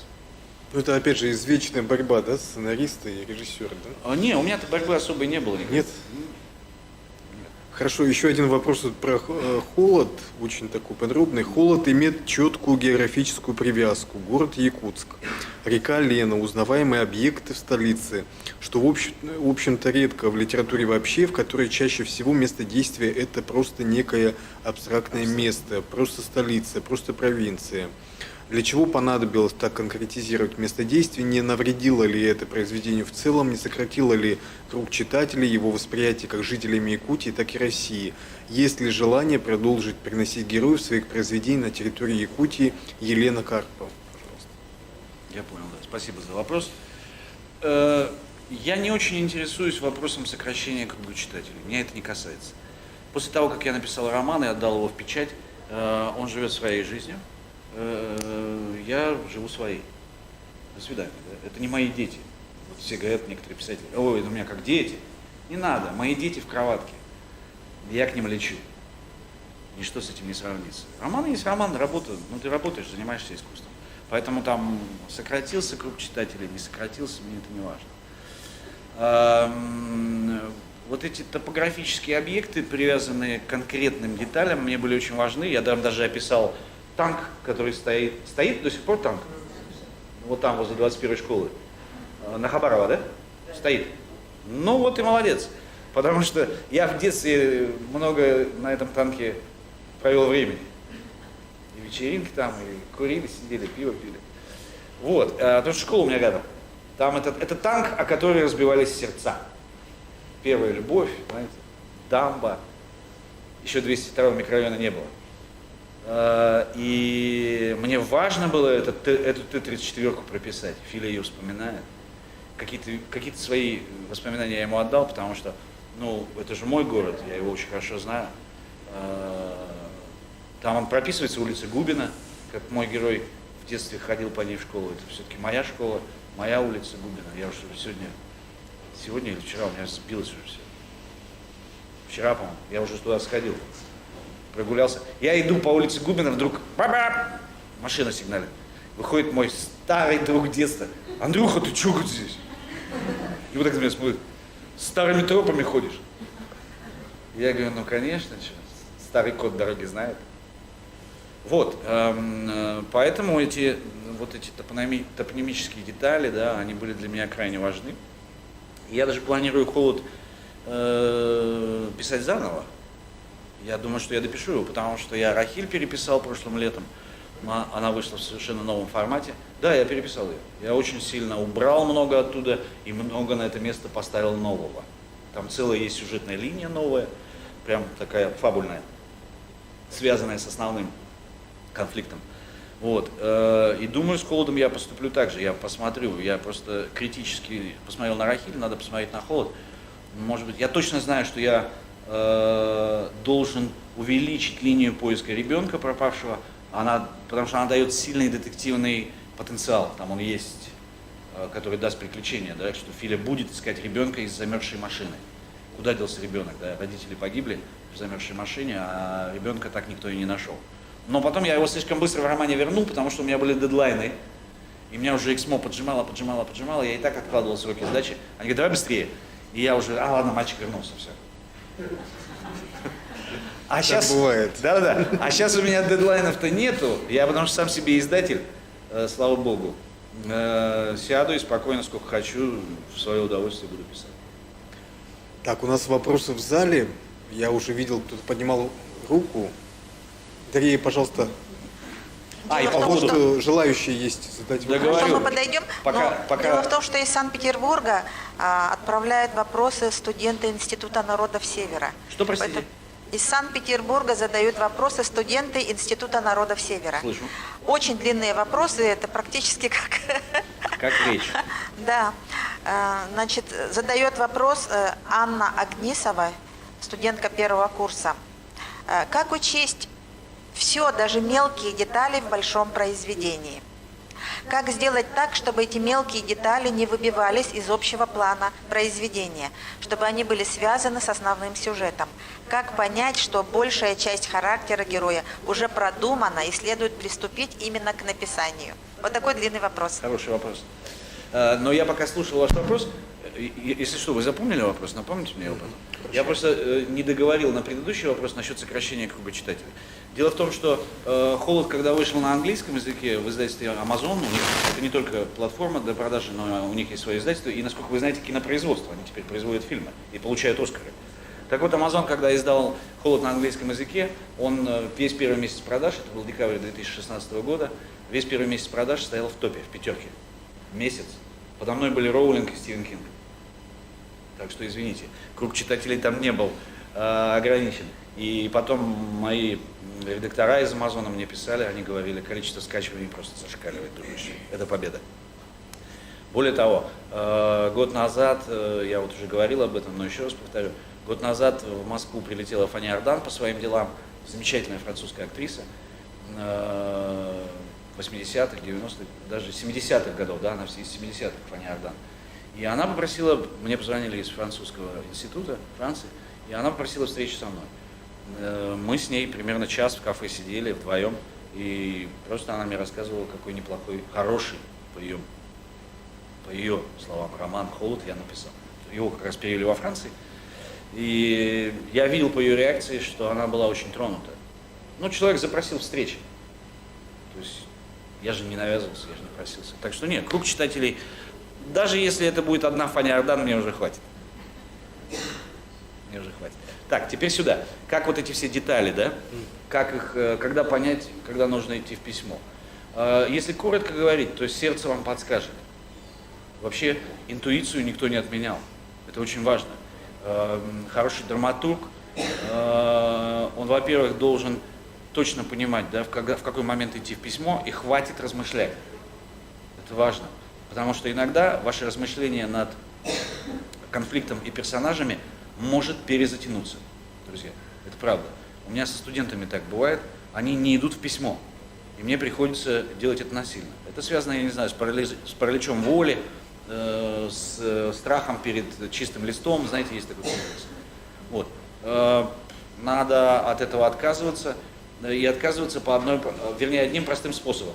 Этот паралич воли происходит из-за того, я уже это говорил, но повторю коротко. Этот паралич воли происходит из-за того, что у вас проблемы с самооценкой, с собственной значимостью. А эти две вещи, собственная значимость и самооценка, нерелевантны в творчестве. Вообще. Надо о них забыть, просто наплевать, что о вас думают другие, получится ли у вас текст. Не просто идти. Потому что Иосиф Бродский однажды сказал, хорошего поэта отличает то, что он не боится совершить ошибку. Иосиф Бродский. Все. А плохой поэт боится совершить ошибку. И от этого и он никогда не сделает дерзкий шаг. Понимаете? Он будет бояться, потому что подумает, я облажаюсь. И у него и самооценка упадет. Вот пока вы думаете о самооценке, вы не в тексте. А нужно быть в нем. Вот, детали обязательно нужно делать как можно лаконичней, друзья. Если вы хотите сообщить о персонаже какую-то информацию зрителю и читателю, это надо делать за счет одного штриха. Создавайте персонаж одним штрихом. Это крайне сложно, но вот тренируйте эту мышцу. То есть, это может быть фраза, это может быть даже мизансцена, которую вы пропишете режиссеру. Даже в мизансцене вы можете представить характер своего героя. Понимаете? Ну, то есть вы же понимаете, если занавес открывается, и мы видим персонажа, который сидит на сцене к нам спиной со снятыми штанами, мы примерно понимаем, да, что это за человек. И его отношение к нам. Все уже, характер. А потом он быстро раз их натягивает и говорит, я пошутил. Тогда вы говорите, он еще и шутник. А у вас это отняло времени всего 30 секунд. Пространство в вашем тексте. Понятно, да? Я сейчас просто наугад импровизирую, говорю всякую чушь. Важно, самое главное, что вы работаете за счет одного штриха. Один летящий штрих, и оставляете зрителю и читателю пространство достроить за вас. Чему мы-то работать будем? Пусть они работают в зале. Зачем пришли? Нет, деньги заплатили, молодцы за билет. Но надо еще поработать. А поработать это значит включить свою собственную эмоцию, включить свой собственный опыт переживаний, достроить за вас то, о чем вы умолчали, как делает Эрнест Хемингуэй. А научил его этому Антон Павлович Чехов, не просто так ставший великим драматургом. Весь 20 век в театре, в мировом театре, это век Чехова. Он везде идет, от Нью-Йорка до Аддис-Абебы. В любой стране. Почему? Ровно поэтому. Один штрих, фигура умолчания, выстрел в конце. Помните, как заканчивается «Чайка»? Раздается звук, как будто хлопнула ставня, потом появляется персонаж и говорит тихо: уведите Анну Аркадьевну, Костя застрелился. Занавес. Коротко, но какой силой это производит впечатление. При этом первая премьера в Александринском театре провалилась. Я не знаю, в курсе вы или нет. Когда сделали в Александринке, зритель ничего не понял. Вот в этих фигурах умолчания, в этих за счет одного штриха сделанного характера, в странном, абсурдном юморе, да, когда персонаж говорит странные вещи, вроде как «Тихий ангел пролетел». Или там Епиходов в другой пьесе говорит: я какой-то невезучий. Вот даже квасу возьму напиться, так обязательно там либо таракан, либо паук плавает. То есть вот такой абсурдный юмор, да? Вот этого не поняла петербургская блестящая публика, привыкшая к реалистическому повествованию, где ей медленно все разжевывают. И для Чехова это был сильный удар. Прямо сильный удар. Но потом, слава богу, появился Станиславский и Немирович Данченко. Они правильно прочитали пьесу, они перенесли ее в Москву, они сделали ее в МХТ, в Московском художественном театре. И вот там произошло совершенно невероятное. Когда вот этот, он сказал, увидите, да, Костя застрелился, занавес опустился, артисты стояли еще, я сейчас говорю просто из своей лекции по истории русского театра, я читал ее в МХАТе. Артисты стояли за занавесом, они остались стоять, и была гробовая тишина. Чехов это слышал и смотрел на это. И он подумал, наверняка он подумал, я додумываю как сочинитель, что снова повторяется кошмар Александринки. Тишина стояла минуту, полторы, и потом зал взорвался. То есть вот эти полторы минуты изменили театр. Но они поняли, эти люди в МХТ, московские люди, здесь москвичи питерцам утерли нос, я как нынешний москвич горжусь этим. Потому что есть все время противостояние, да, между культурной и купеческой столицей. Там это такая темочка отдельная, Москва-Питер. Питерцы все время, они такие снобы, они говорят, ну вы москвичи. Вот. А тем не менее, обратите внимание, именно москвичи создали Чехова. УКТ.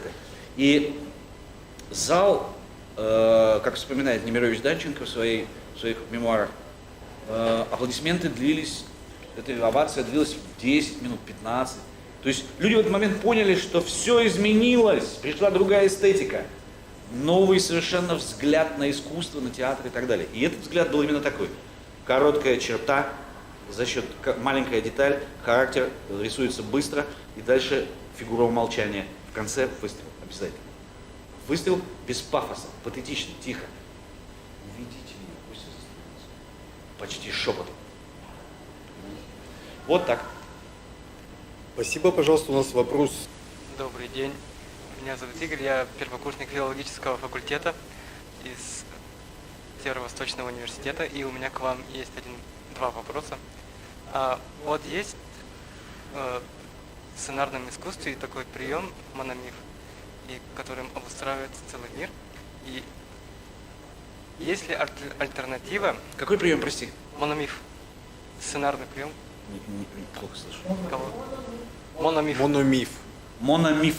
Да. Да? Правильно говорю? Да. Я просто не знаю такого. Там есть это определенный прием, который используется для создания персонажей и целого мира. Ага. И есть ли альтернатива для создания собственного лора и приписания к нему персонажей? И еще один вопрос. Вкладываете ли вы в каком-то смысле определенную философию в ваших произведениях? Философию в произведениях, да. Да, насчет философии, да, конечно. Ну, я бы не назвал это философией. Я бы назвал это просто моим вот собственным маленьким частным взглядом на жизнь. Все. Так как я ее воспринимаю за те годы, что мне отпущены, насколько я своим небольшим умом успею понять жизнь, вот это я и пытаюсь транслировать. Сформулировал это коротко для меня Уильям Фолкнер в своей Нобелевской речи, и я живу, собственно говоря, с этим ощущением, и это есть в каждой моей книге, что он сказал, получая Нобелевскую премию, когда планета рухнет и все погибнет, все скроется в языках пламени, на самом последнем утесе, на самой последней скале, оставшейся над лавой раскаленной, будет стоять человек, сказал Фолкнер. И дальше он добавил, человек не просто выстоит, он восторжествует. То есть Фолкнер, видишь, помещает героя в такую, ну все, конечную ситуацию, да, мир погиб, и явно этот человек сейчас погибнет, скала упадет, но тем не менее он там стоит. Вот что было важно для Уильяма Фолкнера и для меня, когда я ознакомился с его произведениями, в его текстах это всегда чувствуется, вот эта мощь, эта сила. С одной стороны, трагизм существования, ибо смерть неизбежна, и неизбежно страдание, неизбежна боль, обиды, потери, предательство, разбитая жизнь, разбитое сердце. Ну, то есть, you name it, да, называй сколько хочешь. Но при этом, как бы, он говорит, я здесь, я стою, друзья. Вот, и это, ну, вот я так начал и свою жажду так написал, поэтому мой герой не сдается. И он прощает жизнь за все, что она сделала с ним, и что он в ответ сделал с нею. Он и себя, там задача еще и себя простить за то, что он натворил, когда был на войне. Понимаешь? Вот, поэтому, я не знаю, это не философия, наверное, или философия, друзья. Черт его знает. Хорошо, мы ждем тогда вопросы. Да, есть, продолжают поступать вопросы из Санкт-Петербурга. Давайте мы озвучим, да? Тоже студентка первого курса. Существует ли единый набор качеств для всех народов Севера? Это задает вопрос Дарья Алиева, первый курс, Институт народов Севера. И набор качеств, да? Набор качеств для северных. Для всех народов Севера? А вот этого я не знаю, я не все народы Севера знаю. Я знаю только вот Республики Саха более-менее, да? Потому что я не знаю там... А вот интересно, кстати, отличаются коренные жители, скажем, Кольского полуострова? Отличаются, да? Вы встречали этих людей? Знакомые есть? Из Норильска? Свои географические особенности, мне кажется. Есть все-таки, да? Вот Камчатка, Так. Камчатки Так.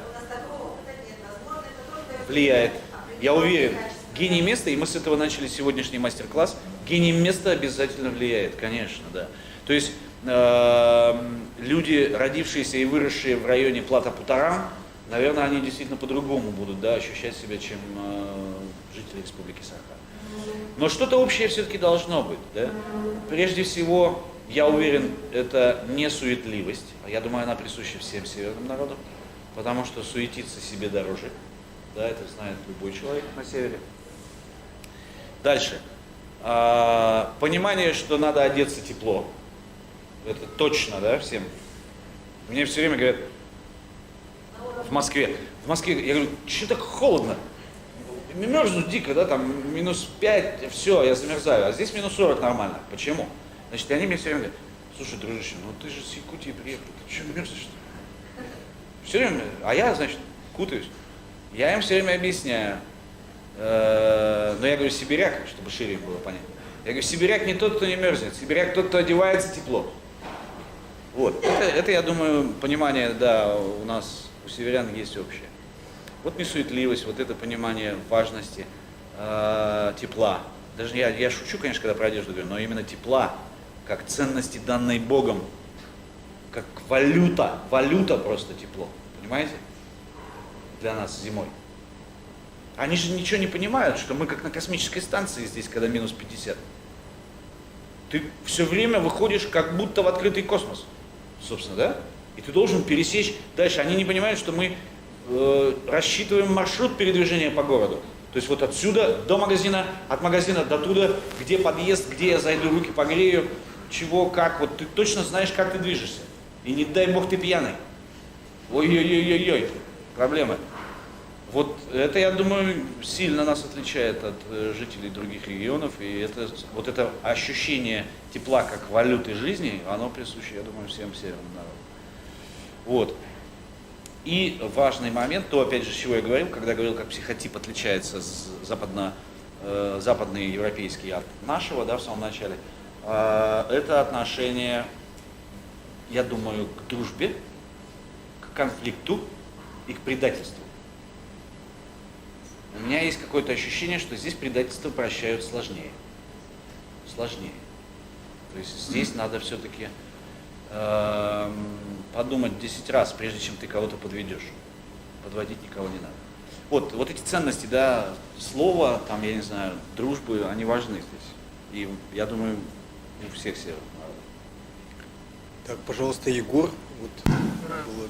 Я бы хотел тебя в начале, когда мы в антитезу северному человеку показали вот этих двух мужчин. Москвичи, да? Ну, на самом деле, это же были, вы поставили сельского человека и городского человека. То есть городской человек как раз и в Якутске, и в Москве, они гораздо более похожи, чем селянин, да, вот Московской области и в Якутии, в Якутске, да, они будут действительно разными людьми же, да, получается. И в связи с этим вопрос, вообще вот эта северность, южность, восточность, да, например, насколько она, в какой степени она важна, есть ли более характеризующие человека черты, которые, ну, стоит ставить главнее, что ли, да, когда рисуешь своего персонажа. Ну, то есть, какая степень вообще эта топонимическая вот эта черта, насколько она важна вообще в самой палитре описываемой персонажа? Когда я говорил об вот общем типологическом, да, сходстве северного человека, я, разумеется, даже не стал говорить о том, что внутри вот этого типа северного человека там тоже есть масса наборов персонажей, согласитесь, да? И даже в маленькой якутской деревне живут разные люди. Это вы правильно задали этот вопрос, конечно, да. И у них взгляды на жизнь разные, поведение разное.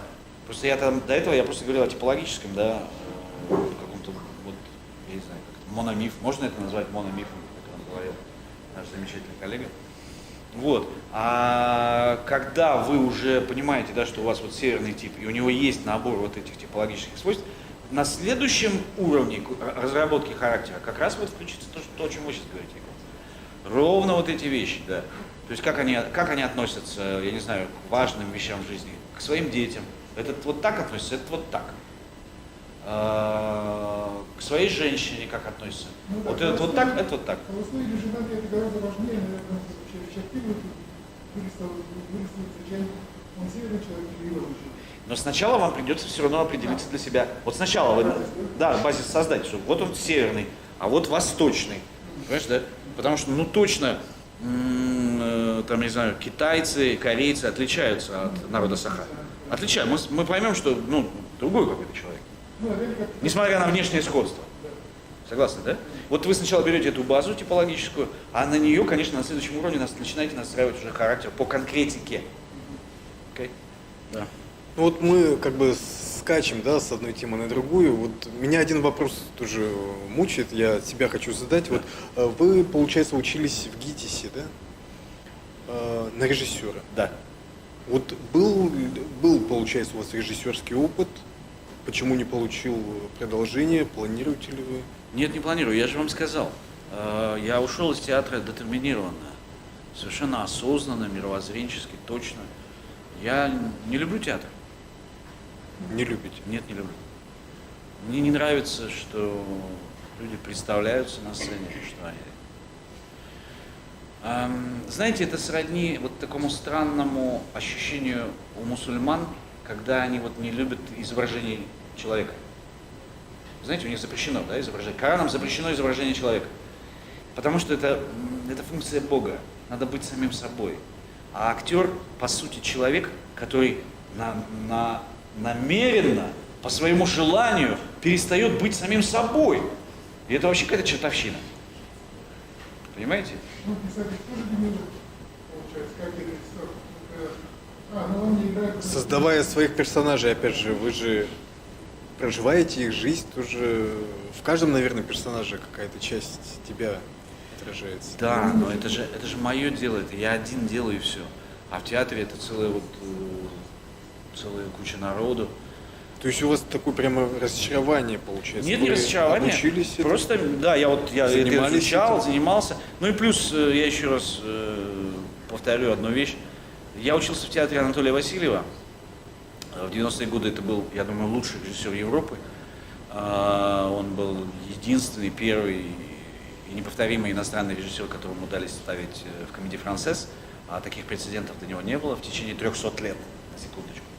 Вот. И все, что я видел, что он делал с нами и с предыдущим курсом, и с группой спектакля «Серсо», где была Наталья Андрейченко, другие замечательные артисты, философ, да, и вот этот великий артист, который играл в «Агонии Распутина», как его, Петренко, Алексей Петренко. Вот эти трое, да, я видел, как они работают, я увидел театр такого уровня, на такой высоте, что больше мне уже было не надо. Я все, что видел потом, было не просто хуже, а это даже не обсуждалось, не анализировалось. Просто люди выучили текст, что-то вышли, разошлись по мизансценам и ходят по сцене. Зачем-то читают мне текст, который я знаю. Ну, я знаю же все пьесы Чехова. Я знаю в основном все пьесы, там, которые они показывают.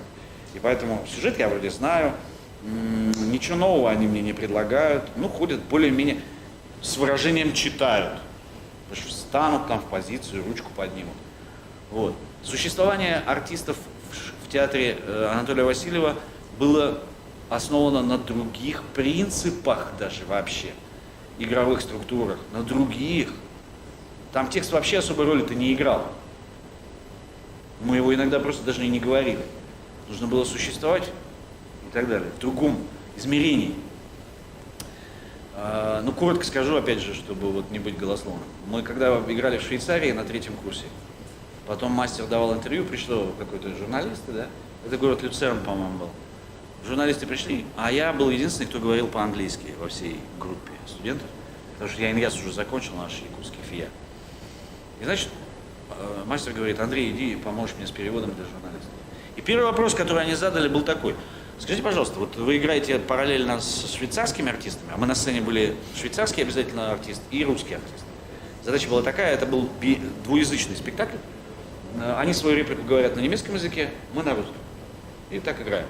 Такой вот эксперимент был театральный. И журналист спрашивает мастера: скажите, пожалуйста, вот почему швейцарские артисты, мы видим, ну, ходят по сцене, а ваши как-то летают, как-то они не касаются пола. Такое ощущение, что между обувью ваших артистов, ногами ваших артистов и полом есть зазор сантиметров 5-6. Как этого вы добиваетесь? Спросил он Васильева. Мастер улыбнулся и сказал: много будешь знать, скоро состаришься. Вот. И, ну вот, я это видел. Если это со стороны, да, швейцарские журналисты спрашивают: а как вы это делали? Это было чудо. А потом я пошел в другие театры уже, когда я пришел работать, особенно в репертуарные. Чудо закончилось. А то место, где чуда нет, мне не интересно. Вот такой ответ. Поэтому кино. Ну, в кинематографе мне проще, да. Там как-то я не очень... Будьте здоровы. Я не очень внедряюсь в процесс. Я, то есть, написал сценарий, отдал репетировать. Свой опыт, в принципе, положительно оцениваете, да? С кино не было каких-то разногласий? Нет, никогда. Я же сценарии почти все писал сам. Да. По своим экранизациям. А единственное, что я не сам написал, это сценарий фильма Сергея Соловьева «Кеды». Сергей Соловьев, Сергей Александрович написал сам сценарий, по моему рассказу. Вот. А во всех остальных вещах я писал сам. Ну, как бы у меня есть претензии к себе, да, но не настолько конфликтные. Вопросы какие-то у меня к себе есть, но не так, чтобы я ходил и от злобы к себе погибал. Ну и вот тоже, как бы, может быть, такой больше житейский опыт, да? У вас получается совмещение преподавания и писательской деятельности. Вообще, возможно ли быть писателем свободным от чего-то еще, да? Это же, ну, как бы, творчество всегда какой-то риск и возможность не состояться, да, и, допустим, ну, скажем, вот каким образом молодым людям, которые видят себя, допустим, пишущим человеком, каким образом, скажем, можете им что-то посоветовать? Очень просто. Поскольку это действительно риски, вы правы, и даже если у вас вышла первая книга или вашу пьесу купил театр, и он вас поставил, это ничего не значит. Потому что я вижу, как молодежь радуется выходу книги, они идут ее обмывать, что-то радуются, веселятся такие, а мне все время на них смешно смотреть, потому что это ничего вообще, это ноль. Даже если ты отхватил за нее какую-то премию, на тебя обратила внимание критика, это все равно ноль. Потому что дальше надо подтверждать годами. Ты должен все время быть на сцене, да, на площадке. Ты должен давать новый материал, и он должен снова подтверждать реноме. Вот в чем штука, друзья. А для этого лайфхак очень простой. Нужна профессия. Нужна хорошая человеческая профессия. А драматургия и литература пусть у вас будут хобби. Это, во-первых, избавит вас от напряжения, да, что типа я вот вложился, я инвестировался в это, а рисков действительно очень много. Я вам скажу, 85% за то, что вы потерпите неудачу. Почти 90%. Это надо учитывать, у вас есть всего эти 12-15%. При удачном стечении обстоятельств вы втиснетесь в эти 12%, и все сложится. Но лучше все-таки подстраховать те 85%, чтобы у вас желательно был свой бизнес или какая-то хорошая работа, которая прокормит вам семью, детей и так далее. Потому что я всегда знал, что у меня есть мое преподавательское ремесло, есть английский язык, я могу быть переводчиком, я могу быть педагогом, я могу просто давать частные уроки, ходить по домам и учить детей богатых людей за деньги. Не проблема. Вот. Когда такое есть, у вас есть кусок хлеба, тогда, во-первых, у вас нет дедлайнов, вам не надо гнать, продюсер не давит, нет гнета издателей, редакторов. Пишите в свое удовольствие. Вы просто говорите, а я делаю это для себя. Потому что вот «Повесть жажда» была написана ровно в этом ключе. Я никому ничего не должен, но меня сильно прет. Как Вася поет. Я выбираю рэп, от которого по-лютому прет. Вот меня по-лютому перло здесь в Якутске от моих персонажей жажды.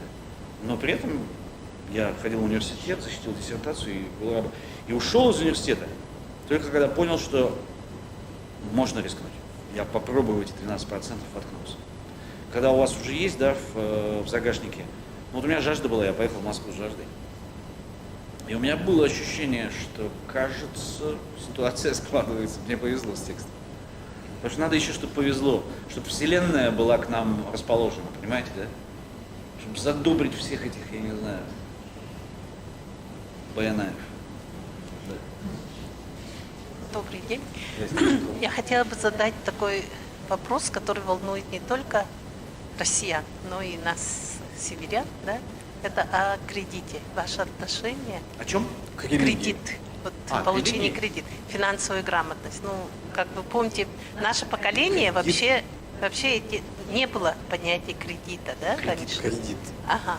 А вот в вашем, ну вот недавно вы сказали, как сценарист вас больше устраивает. Вот я «Дом на Озерной», там как раз вот эта тема остро затронута. Да, и вот люди рискнули, получается, да. И здесь вот у северян мы же более такие доверчивый, да, народ. И я вот смотрю тоже вот на наше поколение, да, мы неправильно, может быть, ну, не, финансово мы не очень-то грамотны, да, и как бы все. Как вы к этому вопросу относитесь? И второй вопрос, да, это вот все-таки подрастающее поколение, молодежь, да, не больше к визуализации, вот, более, да, к экранизации. Не боитесь ли вы, что вот чтение, оно уходит в прошлое? Ага. Вот что-то с этим связанное, да, но мы-то народ, который любит читать. И мне очень хотелось бы, чтобы вот вы были бы писателем вот в те времена, когда мы были студентами, вы ну, с этим вот багажом, да, вот типично. Было бы все, может быть, еще лучше складывалось бы. Как вы говорили, сейчас вот вселенная должна быть, да? Но сейчас вот вопрос вот понятен, да, визуализация, как бы... Да, я понял. Вы знаете, я вам могу сказать, у меня нет никаких опасений по поводу того, что литература сдает свои позиции, и культура чтения падает. У меня нет опасений, потому что я уверен, что это так. Я не опасаюсь этого. Это просто так. И поскольку это так, то только, ну, знаете, как этот сказал, кто из древних греков? Ксанф, выпарим море. Ну, море разбило корабли персидские, которые шли на Грецию, да, чтобы захватить Афины. Произошел гигантский шторм, персидское войско утонуло, и вот этот Кир ходит бедный.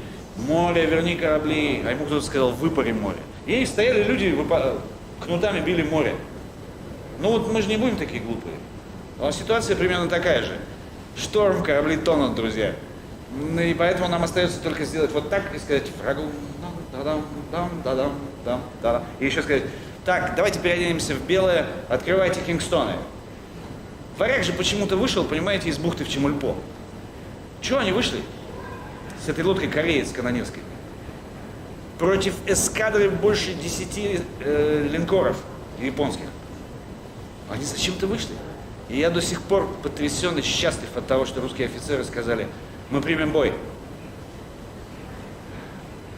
Там стояли английские суда на рейде и французские. И англичане говорят русским, вы дураки, они вас утопят в первые 10 минут боя, когда откроют основной калибр огонь с этих 10 линкоров. Ну или там, я не знаю сколько, 5. Линкор — это просто плавающая крепость, башня. А у нас всего лишь крейсер и канонерская лодка, на которой там, не знаю, 5-6 пушечек. И калибр, ну, вот такой, я не знаю, как 45-ка. Они говорят, не, мы примем бой, парни. Те говорят, вы погибнете. Англичане говорят, не ходите, русские, вы дураки. Они говорят, ну и ничего, ладно, все хорошо. Вот я в этом же состоянии сейчас нахожусь по поводу падения культуры чтения и литературы. Я говорю, корабли выйдут из Чемульпо. Знаете почему? Потому что они остались в веках. Это как те 300 спартанцев. Ты это уже назад отменить не можешь. Ты не можешь отменить решение капитана Гастелло, у которого кончился боезапас. И он направил свой самолет на танковую, вот этот эшелон, да, с танками противника. Причем из простого экономического соображения. Что там в эти секунды пролетело в его голове, что, ну, я не знаю, сколько стоит мой самолет, а сколько сейчас я немецких танков грохну, и сколько денег потеряют они, чтобы заново отстроить такую танковую колонну. А у меня-то стоимость всего одного самолета. То есть он размышлял, как нормальный воин, с точки зрения здравого смысла. Это нам сейчас кажется, ой, самоубийство, подвиг Гастелло, да, направил самолет на танковую колонну, типа, ой, какой молодец. Да нет, он как воин четко рассчитал и действовал, внимание, эффективно с точки зрения военного дела. И вот эта его эффективность, она прекрасна. Он приблизил победу. И помнить будем долго. Поэтому вот я вам это объясняю, что я не особо заморачиваюсь на эту тему. Но раз так. Что, ну, океан не выпаришь. Жизнь идет, жизнь меняется. Мы, конечно, можем брюзжать, ворчать, особенно мы стареем, да? Там, ой, коленка заболела. А что от этого изменится-то? Смысл брюзжать? Тут молодые уже пришли веселые. Им нормально. Их вот не парит, что культура чтения падает. Они же живут, это их уже планета, все. Мы уходящая натура. Собрались и вышли. Выход вон там, нам говорят. Мы говорим, окей, спасибо. Важно испытывать благодарность и сказать спасибо, все было очень вкусно. И было очень весело. Вот, мне кажется так. По поводу кредитов. Я в своей жизни никогда в жизни не брал ни одного кредита. И когда был совершенно нищ, беден, мне даже не приходило в голову это сделать. Объясню почему. Если, и мы так с моей женой знали это с самого начала.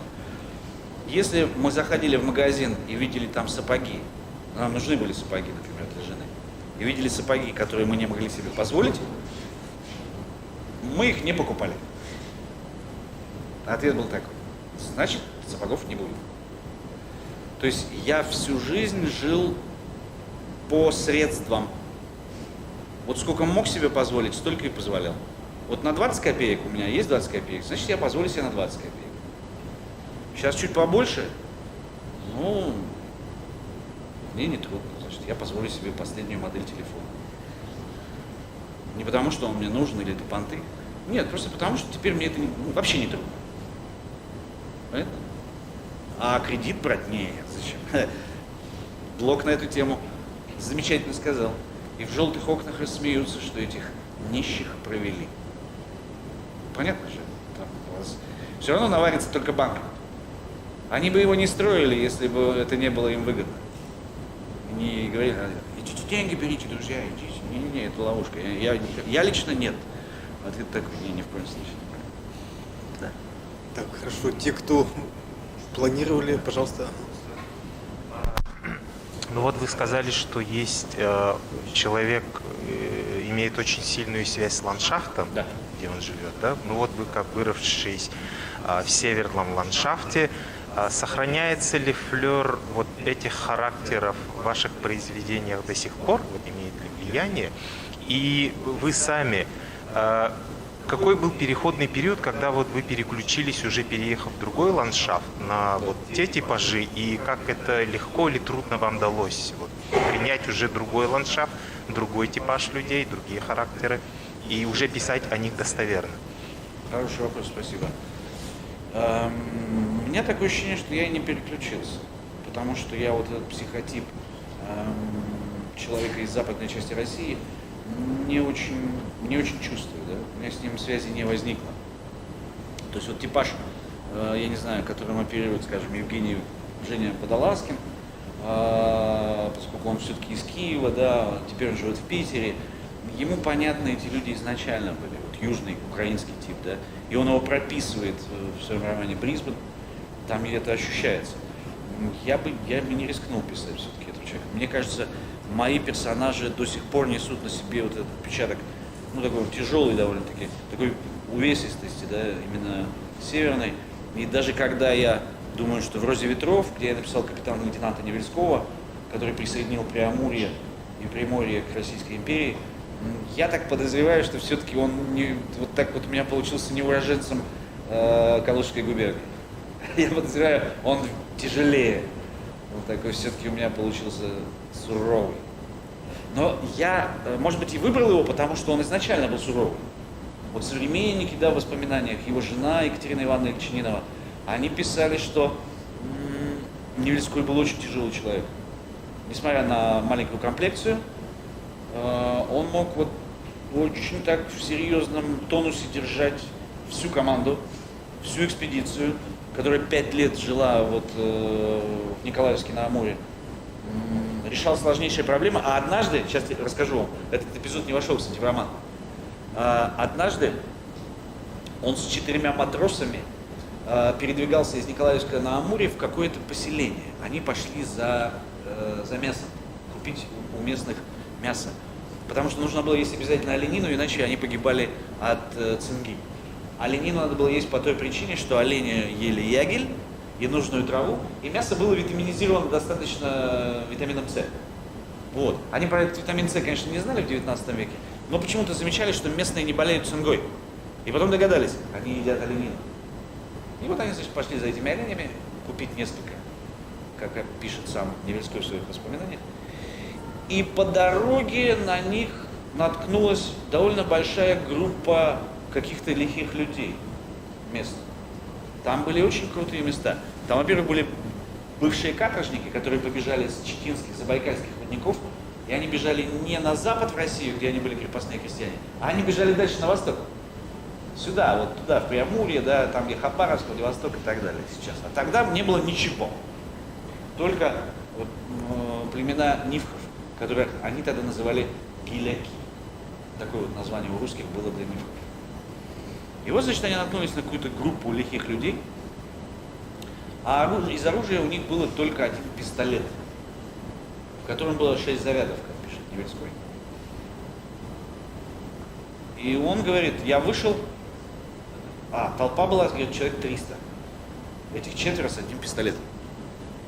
Невельской пишет очень коротко, он написал, я вышел вперед, сказал им несколько слов, и они ушли. Я подумал, мужик, что за... Вот я бы хотел, да, посмотреть на это, что он им сказал. Как? 300 человек, то есть вдруг из леса, значит, идите-ка сюда. А те в военно-морской форме, значит, понятно, что, ну, во-первых, европейские лица, что не местные. Так, сюда. И он к ним идет. Я не знаю, показал пистолет, не показал. Ну что сделать один пистолет против 300 человек, согласитесь, да? Хоть они будут даже палками вооружены или камнями. Ничего пистолет не сделать. Но не было произведено ни одного выстрела, никто ничего, все сказали, окей, мы поняли, давай, будь здоров. Вот эта вот его весомость, немногословность, она мне пришлась по душе. Но, может быть, она связана с его службой на флоте. Может быть, флот дисциплинирует человека не хуже, чем холод дисциплинирует нас. Так что... Спасибо, Андрей Васильевич, за интересную беседу. Аня, еще один вопрос. Подарок? Благодарность и подарок. Благодарность и подарок. Благодарность за то, что Андрей приехал, это очень приятно. Надо, чтобы слышать. Давай, Андрей приехал, это очень приятно, потому что вот такие встречи для нас, они дают пищу для размышлений. Это очень здорово. Для меня тоже. Мне же приходится в этот момент формулировать, я формулирую для себя. Ну то есть мы полезны друг другу. Конечно. Это очень приятно. Спасибо тебе, что ты приехал. И поскольку мы встречаемся в рамках школы драматургов Арктики и говорим сегодня о персонаже якутском и о тех историях, которые разворачиваются в Якутии, я хочу тебе подарить книгу, которая вышла в издательстве «Ключик», сейчас она Яр, ты знаешь. Да, написано Анна Альфир, но на самом деле это Анна Пшенникова. Да. Здесь герой, это тоже житель Якутии, события разворачиваются в Якутии. Но в отличие от твоего романа, в моей истории очень тепло. Почему там тепло? Да, ты узнаешь, когда прочитаешь. Спасибо. Разреши, я тебя обниму. Да.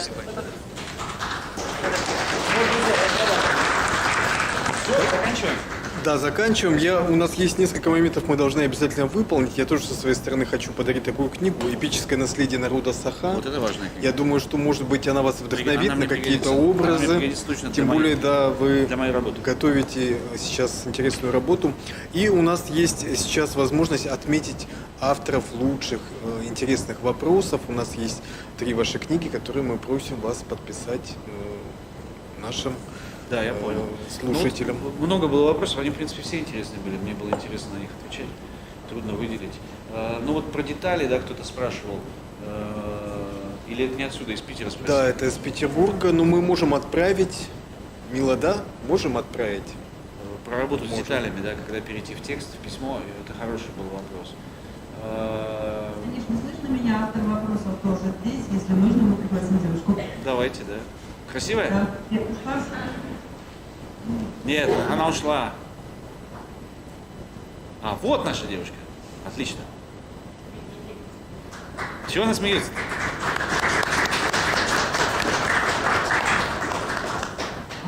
Честно говоря, я даже не знаю, что сказать. Если я вопрос была, вопрос была моя напарница, я могу ей, собственно, подарок. Конечно, да. Мы передадим туда, он куда-то дойдет. Что прикольно. вопрос. Это вопросы про произведение «Холод». Вот ваши ощущения, когда вы приезжаете в Якутск. Вот этот вопрос, потому что он меня... Так, вывел Виктор меня- Борисов, по-моему, он здесь тоже, да? Этот вопрос действительно вывел меня на важную для себя эмоциональную дорогу, на правильную. Есть. И еще вопрос, где мы говорили о варяге. Помните, да, когда я сказал, что вот, насчет того, что прекращается ли чтение и что делать. А я Как вам вас сказал- зовут? А я вам сказал, все в порядке, Тоня. Валентина. Окончательную формулировку, вернее, референс на этот вопрос. Помните фильм «В бой идут одни старики», где вот на Ил-2, у нас сегодня опять авиационная тематика вдруг возникла, да, после Гастелла. И вот Леонид Быков там играл это. И они ему говорят: маэстро, не молчи, прием, ты пропал из эфира, что с тобой, А там такая тишина. То есть бой шел в это время, да, он с мессером дрался, и потом тишина. Она говорит: маэстро, как у тебя? Он говорит: все нормально, падаю. И вот это отношение к жизни, да, в Леониде Быкове, в его персонаже, оно очень правильное. Все нормально, падаю. То есть он не истерикует, он не боится, в конце концов. Поэтому спасибо. Да. Просим подписать, мы должны сейчас это зафиксировать. Так, Валя, да, подпишем? Да, Анна, Виктор, Валентина. Валя, да ведь? Валентина. Ага. Да. 02, 04, 21. Спасибо, Валя. Браво. Так, еще?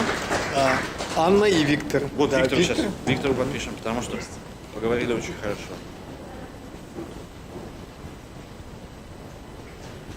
Чтобы нас не обвиняли в пристрастности, да?